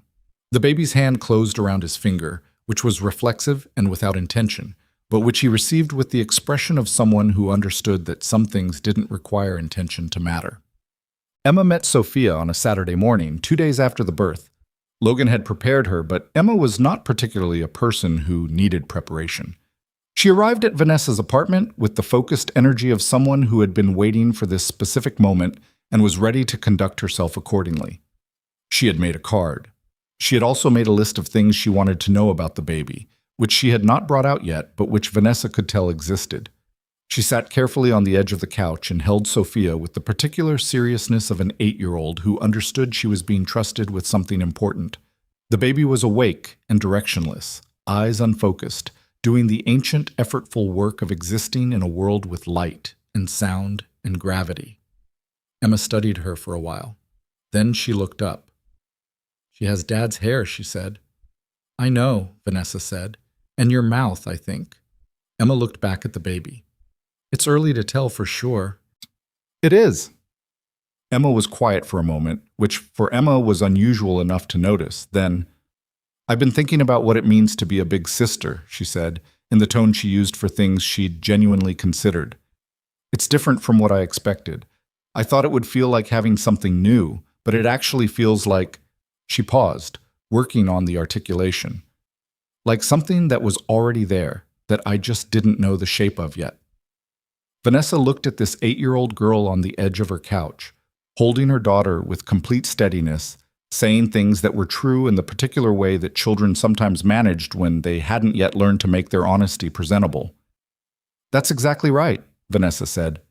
Emma nodded, looked back at Sophia, adjusted her hold slightly, the way Logan adjusted things, practically, without announcement. Logan was in the kitchen making coffee. There was always coffee when Logan was anywhere near a kitchen, and Vanessa could hear him from the couch, the ordinary sounds of a person making themselves useful in a space that was technically hers, but that had begun, gradually, to feel like it belonged to more than one person. "Ren," Emma said, trying the name quietly, as if testing it. "Yes," Vanessa said. Emma looked up with an expression that was trying to be neutral and wasn't entirely succeeding. "You really remembered." "I kept the list," Vanessa said. "From February. I still have it." Emma looked at her for a moment, the same assessing look she'd had from the beginning, in the coffee shop, at the taco truck, the first time she'd appeared in Vanessa's doorway in pajamas. And then something in her face relaxed, fully, in a way Vanessa hadn't seen before, all the assessment completed, all the verdict in. "Okay," Emma said simply, and went back to Sophia. Logan appeared in his doorway with 2 mugs, looked at the couch.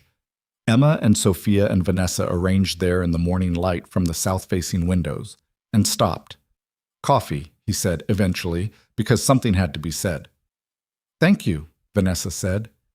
He sat in the chair across from them and drank his coffee and watched his daughters, both of them, and Vanessa watched him watching them, and the morning was quiet except for the city outside the windows and the ordinary sounds of people existing in the same space. September came the way September always did in Seattle, the light-changing quality before the temperature changed, something in the angle of it that made familiar things look slightly different. Vanessa went back to full capacity at Sinclair Architecture on the 8th, which was 2 weeks earlier than the coverage plan had specified, and which Claire managed with the specific resigned acceptance of someone who had expected this. The return was not what she'd imagined, though she hadn't particularly imagined it. She'd thought it would feel like slipping back into something familiar, like resuming a posture held for years. What it actually felt like was walking into a building she'd designed herself and noticing, for the first time, which things she'd gotten right and which things she'd put there because they were what you put there, without quite asking herself what she actually wanted. The company was fine, better than fine. The coverage team had managed competently. 2 projects had advanced ahead of schedule, and her project leads had the particular grounded quality of people who'd been given responsibility and met it. She'd known they would. She'd built the team for exactly this. What she hadn't expected was the shift in how she moved through the day. She still arrived early. She still read everything. She still asked the hard questions in meetings and held her team to standards that were high enough to matter. But there was something different in the doing of it, a quality of presence that she couldn't quite diagnose, except that she was less interested in the parts of the work that were about control and more interested in the parts that were about the actual thing, the buildings, the spaces, the question of what it felt like to stand inside something and feel that it was right. She mentioned this to Logan on a Tuesday evening, sitting on his porch with a sweater on because the evenings were getting cool and Sophia was inside with Emma, who had been running a bedtime routine with Sophia 2 nights a week with the focused competence of someone who had done the research and knew exactly what she was doing. "It's not that the ambition changed," she said. "The ambition is the same. I still care about the work exactly as much." "But," he said, "but I'm less patient with the parts of it that are about performance, I suppose. Being seen to be serious rather than actually being serious. Those are usually the same thing for most people." "I know. They were for me, mostly." She watched the street in front of the house, a quiet Fremont residential block, someone walking a dog, the particular evening light. "I think I spent a long time not distinguishing between them because the performance was useful. It built the company. It kept the board in line. It told investors what they needed to see." She paused. "I'm less interested in it now." "What are you interested in?" She thought about it. "The work. The actual work. The spaces I'm designing and whether they're genuinely good." A pause. "You." He turned his head toward her. "Emma," she continued. "Sophia."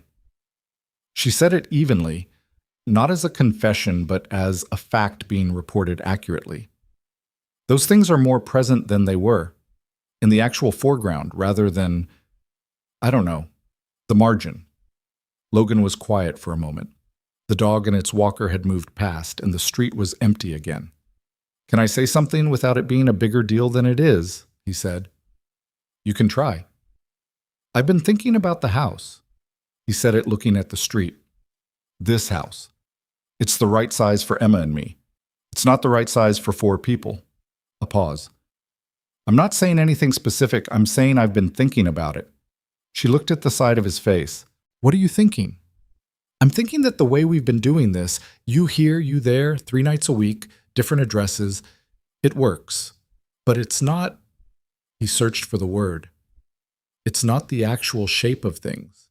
It's the arrangement we set up before we knew what the actual shape would be." Vanessa was quiet. "You don't have to," he started. "I know I don't have to," she said. "I'm thinking." She was, in fact, thinking, not in the rapid strategic way she processed business decisions.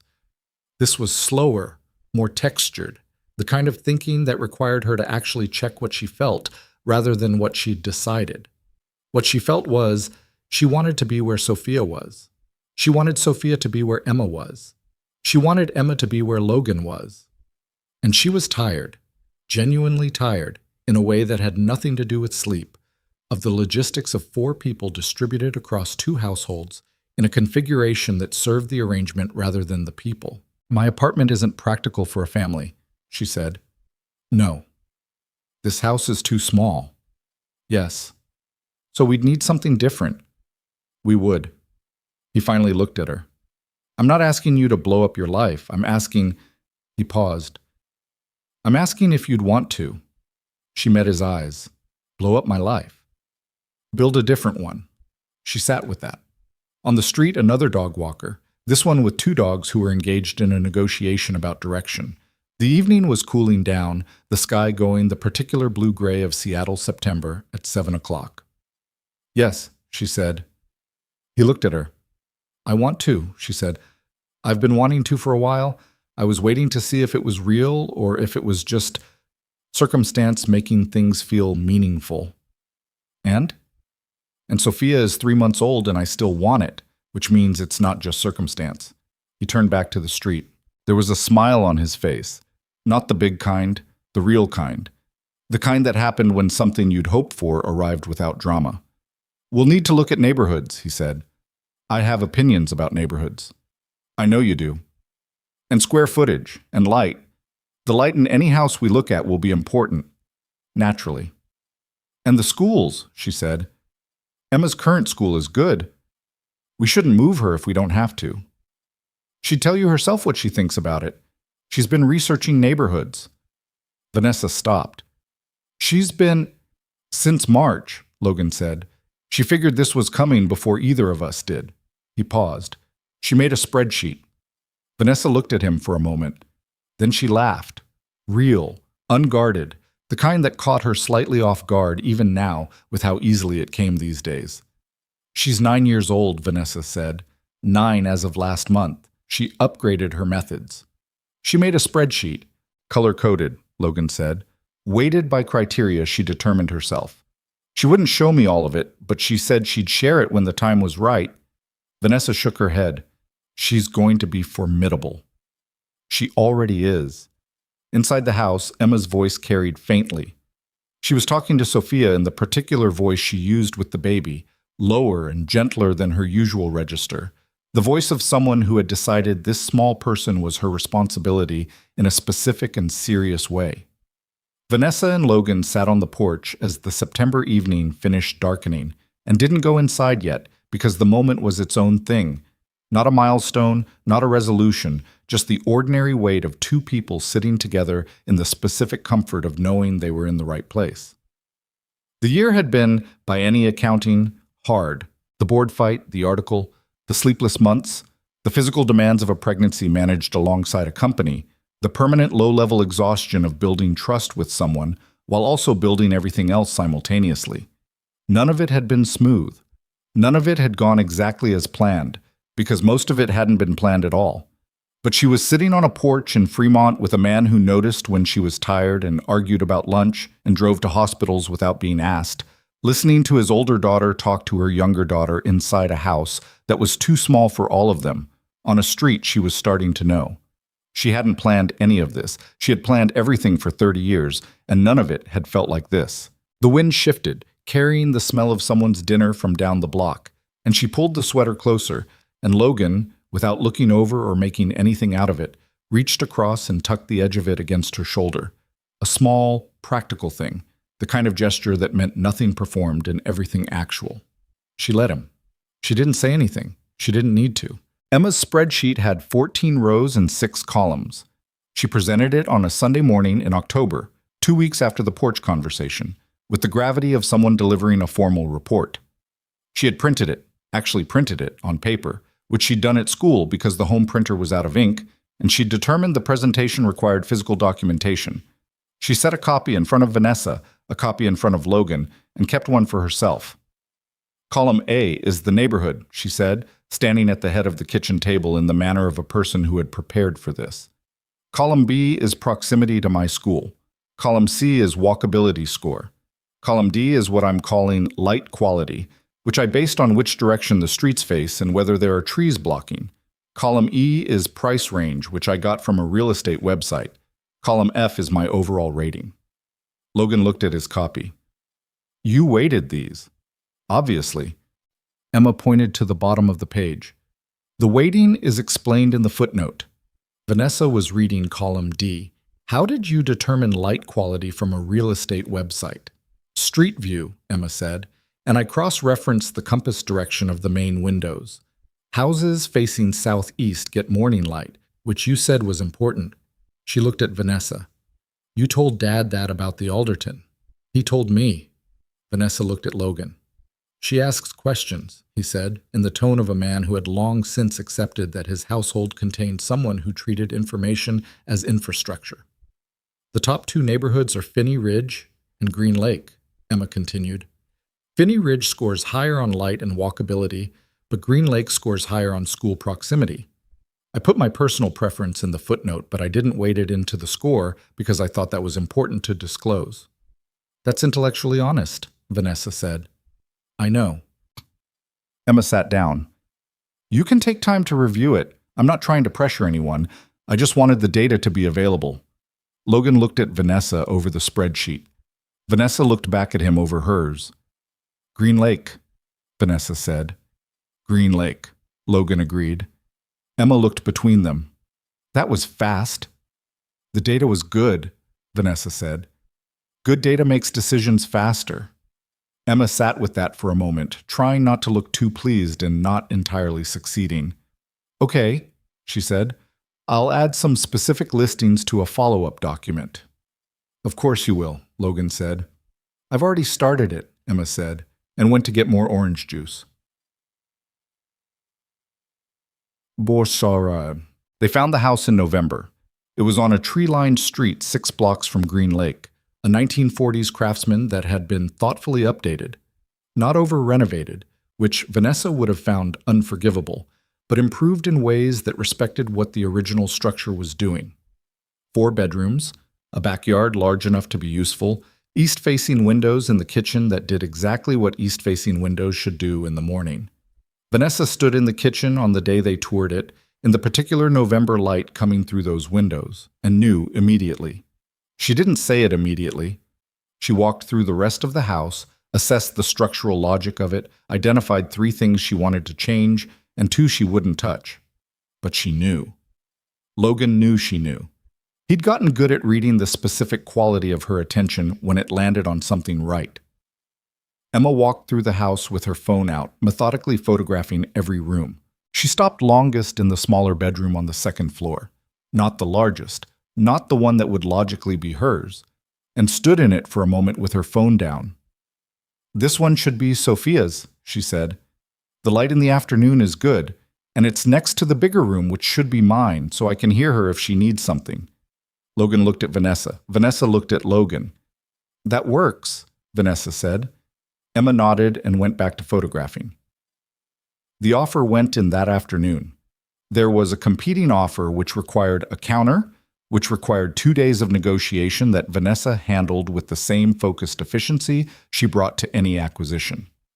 The sellers accepted on a Thursday morning, and Vanessa was in a board meeting when the confirmation came through, and she read Claire's text under the table and felt something so specific and so uncategorizable that she pressed her foot flat on the floor just to have something solid under her. She texted Logan, "We got it." His response came in under a minute. Emma's going to cry. Emma doesn't cry. Emma's going to try very hard not to cry and partially succeed, he corrected. She was right, as it turned out. Emma received the news with the controlled composure of someone who had prepared for this outcome and had therefore already processed the emotion in advance. Her eyes went bright and stayed that way for approximately 45 seconds while she stood very still in the kitchen, and then she said, "We should start planning the move," and went to get her notebook. Logan watched her go and then looked at Vanessa with the expression of a man who had just watched his daughter do something that was completely her and also entirely new. "She's going to be okay," Vanessa said quietly. It wasn't a question. "She already is," he said. Same as always. Still true. They moved in February, almost exactly a year after the snow day, when Logan had sent her the photo of Emma's lopsided structure, and Vanessa had texted back about the cantilever that wasn't going to hold. The symmetry was not lost on her, though she didn't mention it because she wasn't someone who said things like, "Isn't it funny how things come around?" But she thought about it on the first morning in the new house, standing in the east-facing kitchen while the February light came through the windows at the angle she'd known it would and filled the room in the way she'd known it would. The house was not perfect. The second bathroom had a water pressure issue. One of the bedroom doors didn't close cleanly.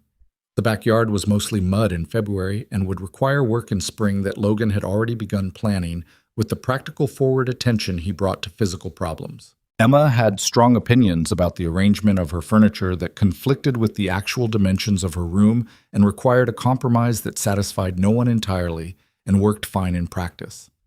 None of it was smooth. All of it was real. Sophia at 8 months was not particularly interested in the significance of the move.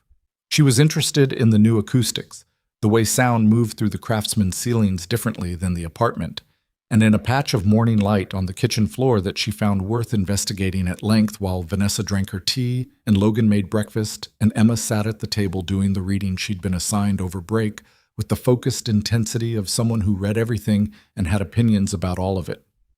This was the morning. This was what it looked like. Vanessa stood with her tea and looked at it.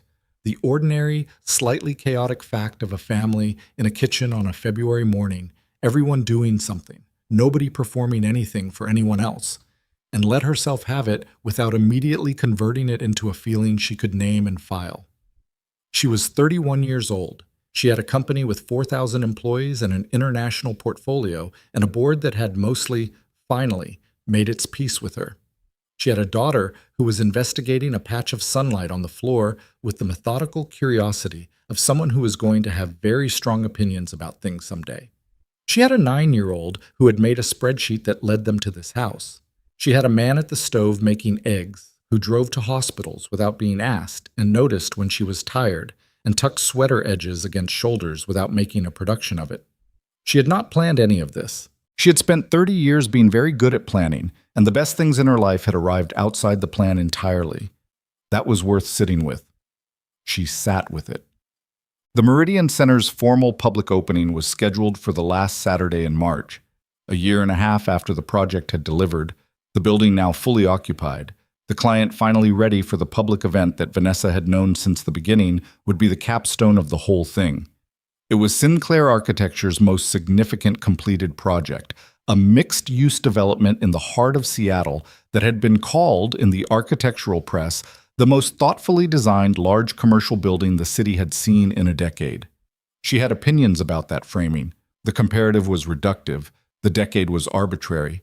But she didn't say so publicly, because the coverage was accurate in the ways that mattered.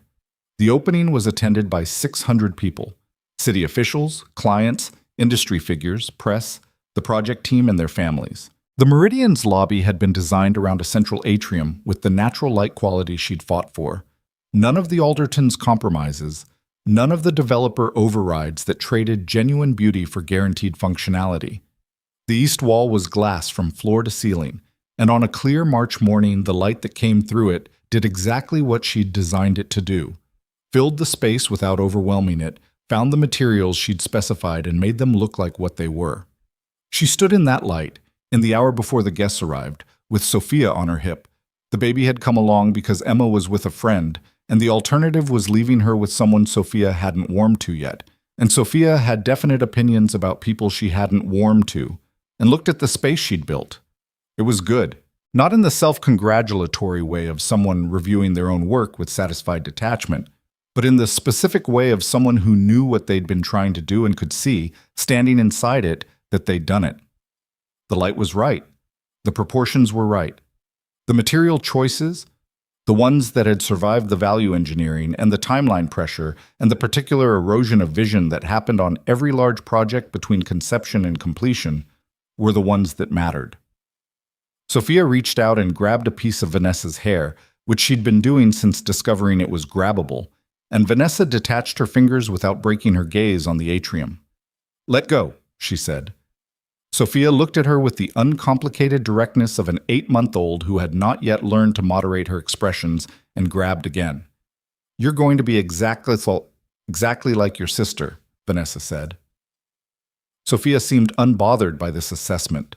Logan appeared from the direction of the entrance, having parked the car, and crossed the lobby toward them, with his jacket collar turned up against the March wind that followed him in.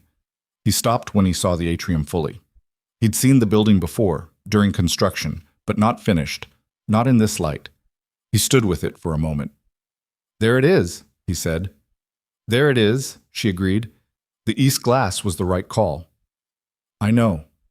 He looked at her, then at Sophia, who had found the collar of Vanessa's jacket and was investigating it with the same methodical attention she brought to everything. "How are you doing?" "Nervous?" she said. And then, because he always got the true answer, "Not about the building is fine, about—" She paused. There are 600 people coming.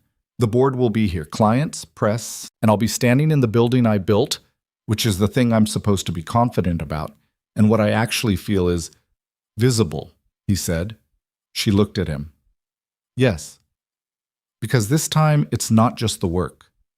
It's everything. He said it simply, not as analysis, but as recognition. The year, all of it. All of it, she agreed. He reached over and took Sophia from her.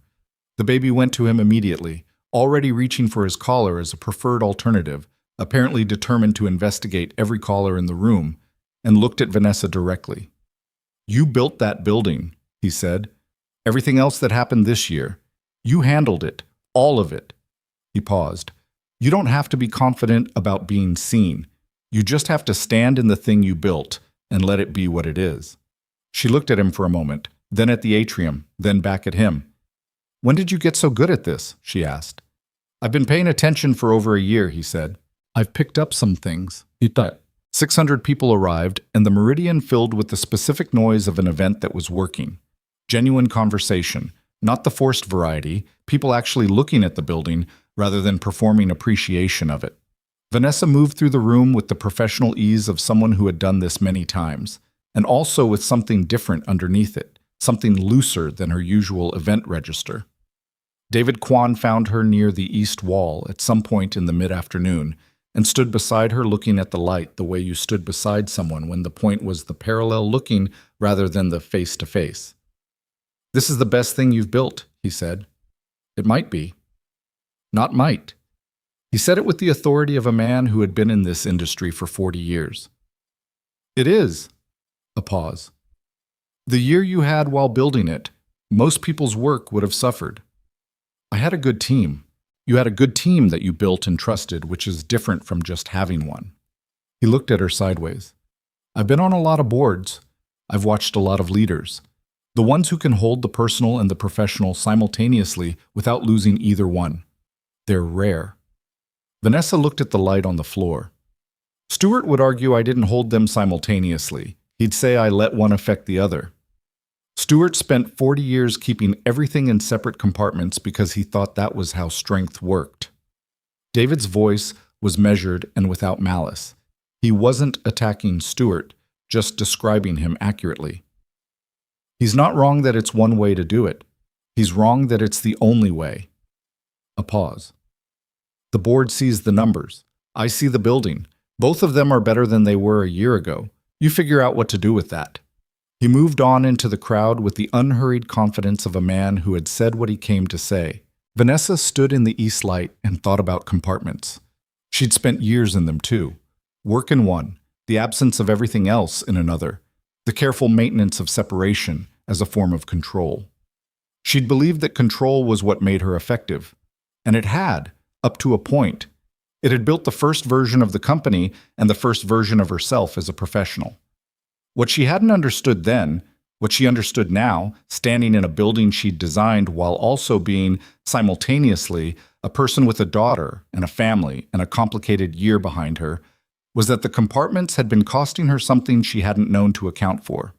Some quality of presence, some capacity to be fully in a room rather than managing it from behind glass. She was still demanding, still exacting, still the person who read everything and asked the hard questions and held the standard. But she was in the room now, rather than running it from a remove, and the difference was not always comfortable and was entirely worth it.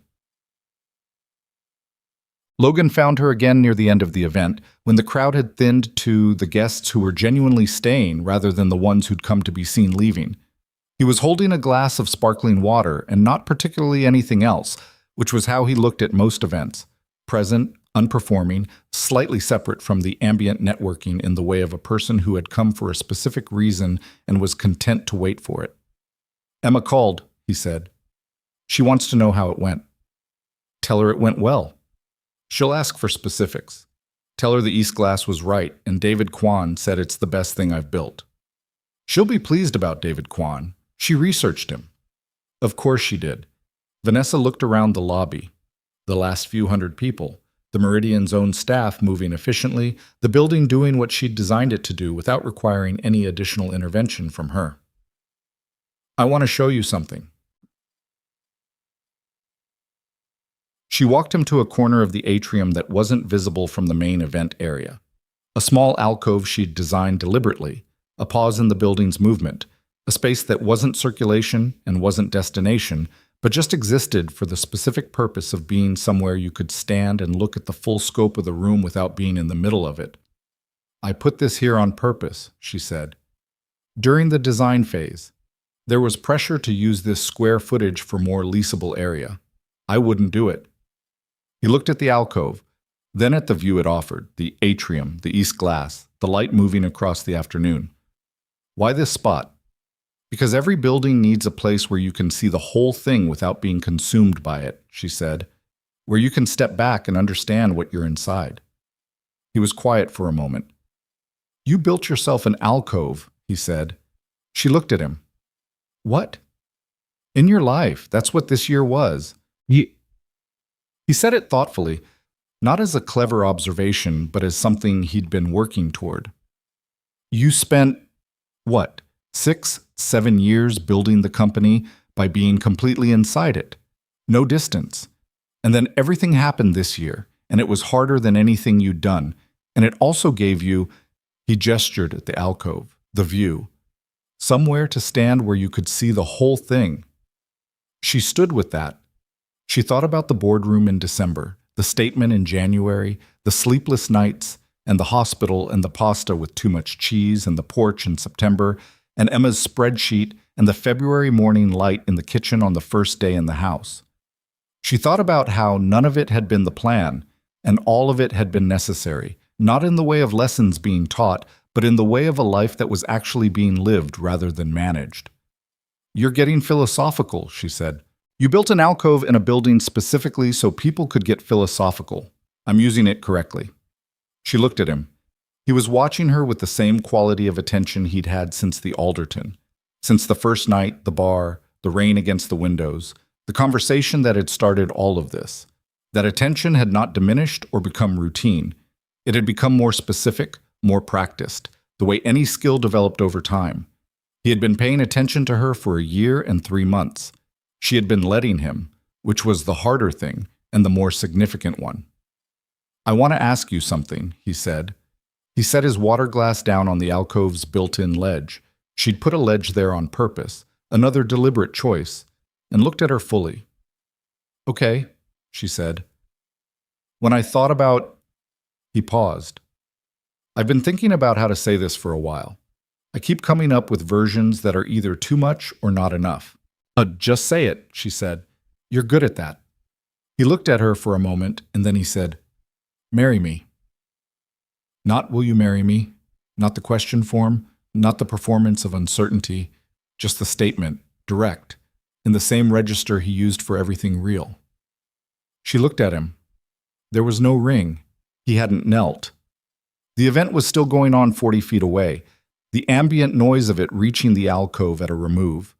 Sophia was with a sitter at home. Emma was at a friend's house, probably already drafting a response to Logan's text about the David Kwan quote. None of it was cinematic. All of it was exactly right. "I was going to ask you first," she said. He blinked. "What?" "I've been planning it since January. I had a whole—" She stopped. The laugh that came out of her was real and slightly disbelieving. "I had a thing planned. A place. I had a specific evening in mind." He stared at her. "You were going to propose." "I was going to propose," she confirmed. "I've had the ring since February." "You've had a ring since February." "Custom designed. I drew the specifications myself." He looked at her with an expression that was trying to be several things at once and landing on something helplessly affectionate. "Of course you did." "I wanted to do it at the house," she said. "On a morning. I had a whole— It doesn't matter." She looked at him. "You went first." "Technically, I didn't ask. I just said, I know what you said." She met his eyes. "Yes." "Yes," he repeated. "Yes, I'll marry you. Yes, I was going to ask first, both things." She looked at the atrium, the light, the building she'd made. "I have a ring. You're going to have to wear it." "I was planning to," he said. "I just hadn't gotten to that part of the conversation yet." "You could have led with that. You could have mentioned you were planning to propose." I was waiting for the right moment. So was I. He looked at her. Was this the right moment?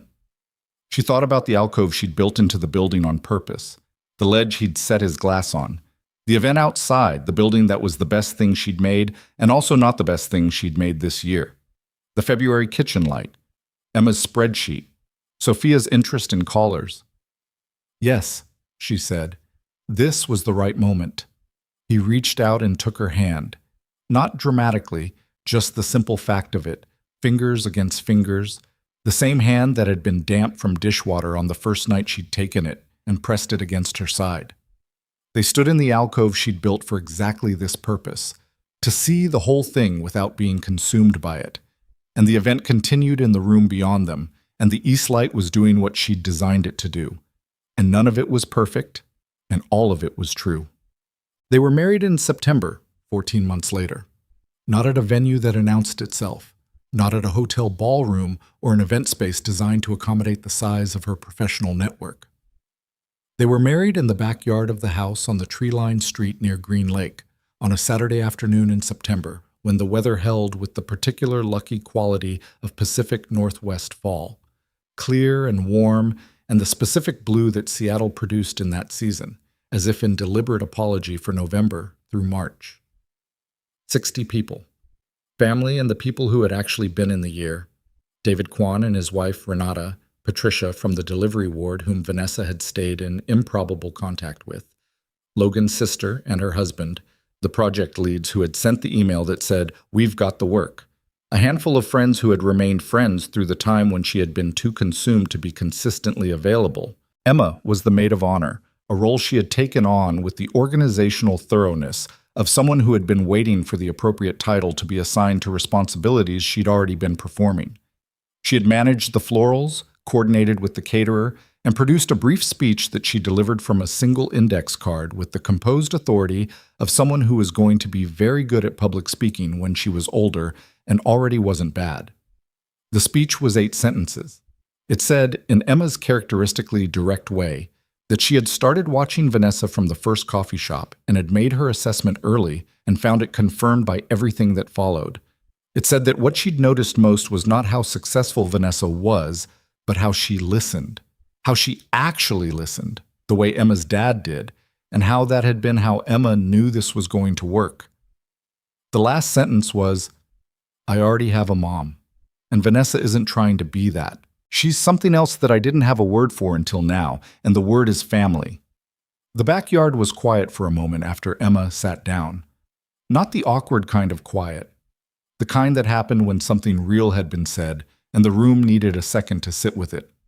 Vanessa, standing at the front of the small gathering beside Logan, had known she was not going to get through the day without the specific feeling that had been catching her off guard all year, the one that arrived when something was more than she'd known to want. She had prepared for it.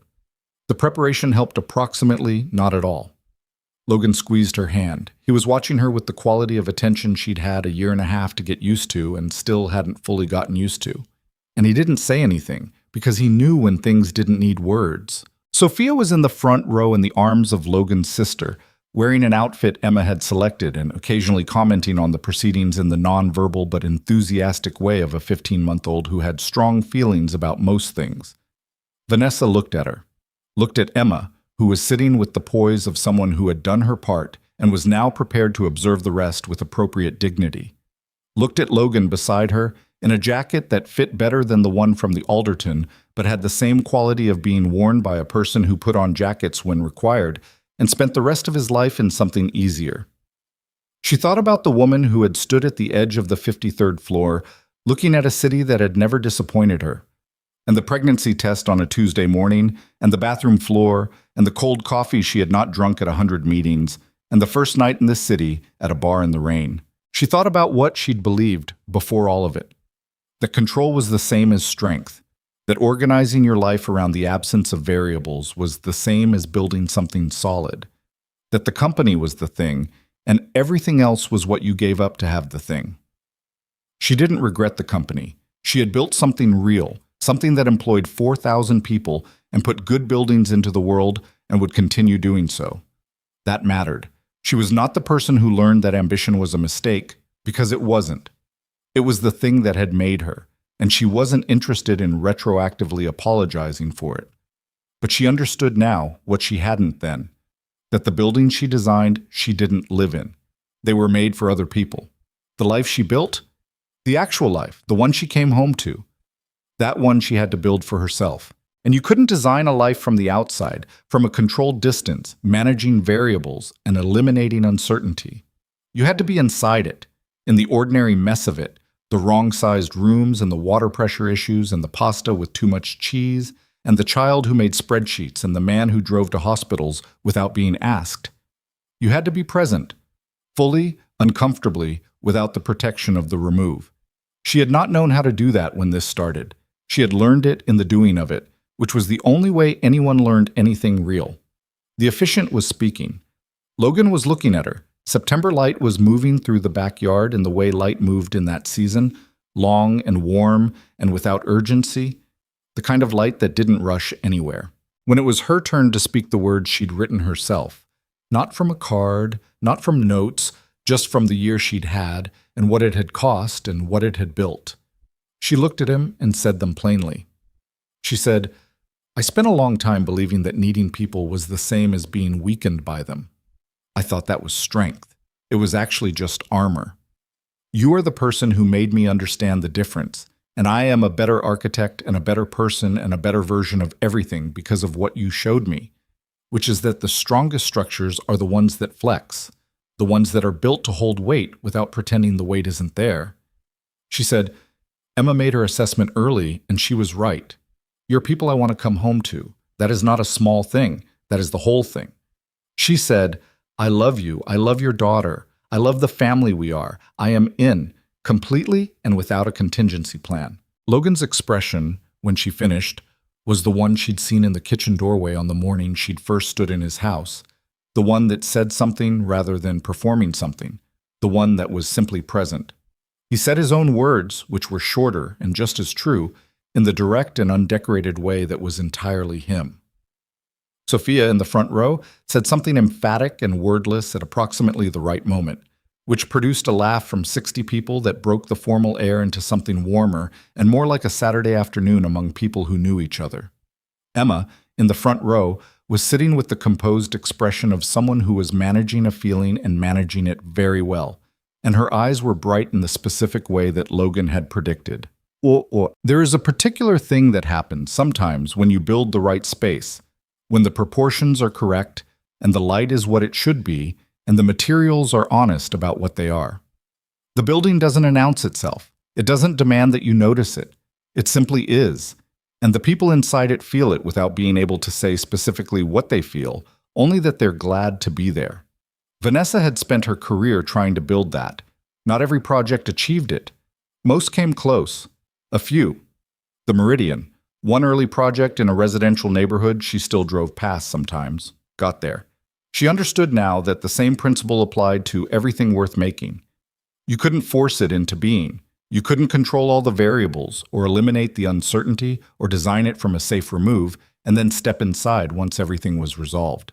You had to build it in the actual conditions, with the actual materials available, which included the imperfect people and the wrong-sized rooms and the things you didn't know you'd need until you needed them. And then one morning you woke up and the light was coming through the east-facing windows at the angle you'd always wanted, and someone was making eggs in the kitchen, and a 9-year-old was at the table reading everything and having opinions about it, and a baby was investigating something on the floor with the serious attention of a person who had not yet learned that some things weren't worth investigating. And you were inside a life that was actually yours, that you had actually built, that no one had handed you or designed for you or made safe before you arrived. It was not smooth, it was not quiet. The bathroom water pressure was still a problem, and Emma had opinions about the furniture arrangement that would probably never fully resolve, and Sophia had recently learned to pull things off low shelves and was pursuing this ability with focused ambition. It was, by every measure that mattered, exactly right. Vanessa Sinclair had spent 30 years building things for other people to live inside. She had learned in the span of one long and difficult and irreversible year how to build something for herself. The secret, the thing she could not have been told and had to arrive at by living it, was that you didn't build it alone. You built it with the people who showed up and stayed, the ones who drove to hospitals without being asked, the ones who made spreadsheets and kept the data honest, the ones who fell asleep in the light you designed for them and didn't know they were doing it. You built it out of ordinary mornings and too much cheese pasta and long conversations on porches in September, out of arguments about rooms and patience and the willingness to be seen by someone who was paying attention, out of letting yourself be loved, which was, she knew now, in the way you only knew things you'd learned by doing, rather than by deciding. The hardest structure to build, and the only one that mattered. The house on the tree-lined street near Green Lake was quiet at 6 in the morning, the way houses were quiet before everyone woke up. The September light was starting in the east-facing windows.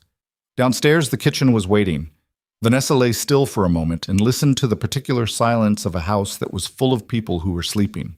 Then she got up, because the day was coming and there was coffee to make and work she was genuinely interested in and a family that would be awake soon and hungry. And she was not a person who stayed still when there was something worth getting up for. There was always now something worth getting up for.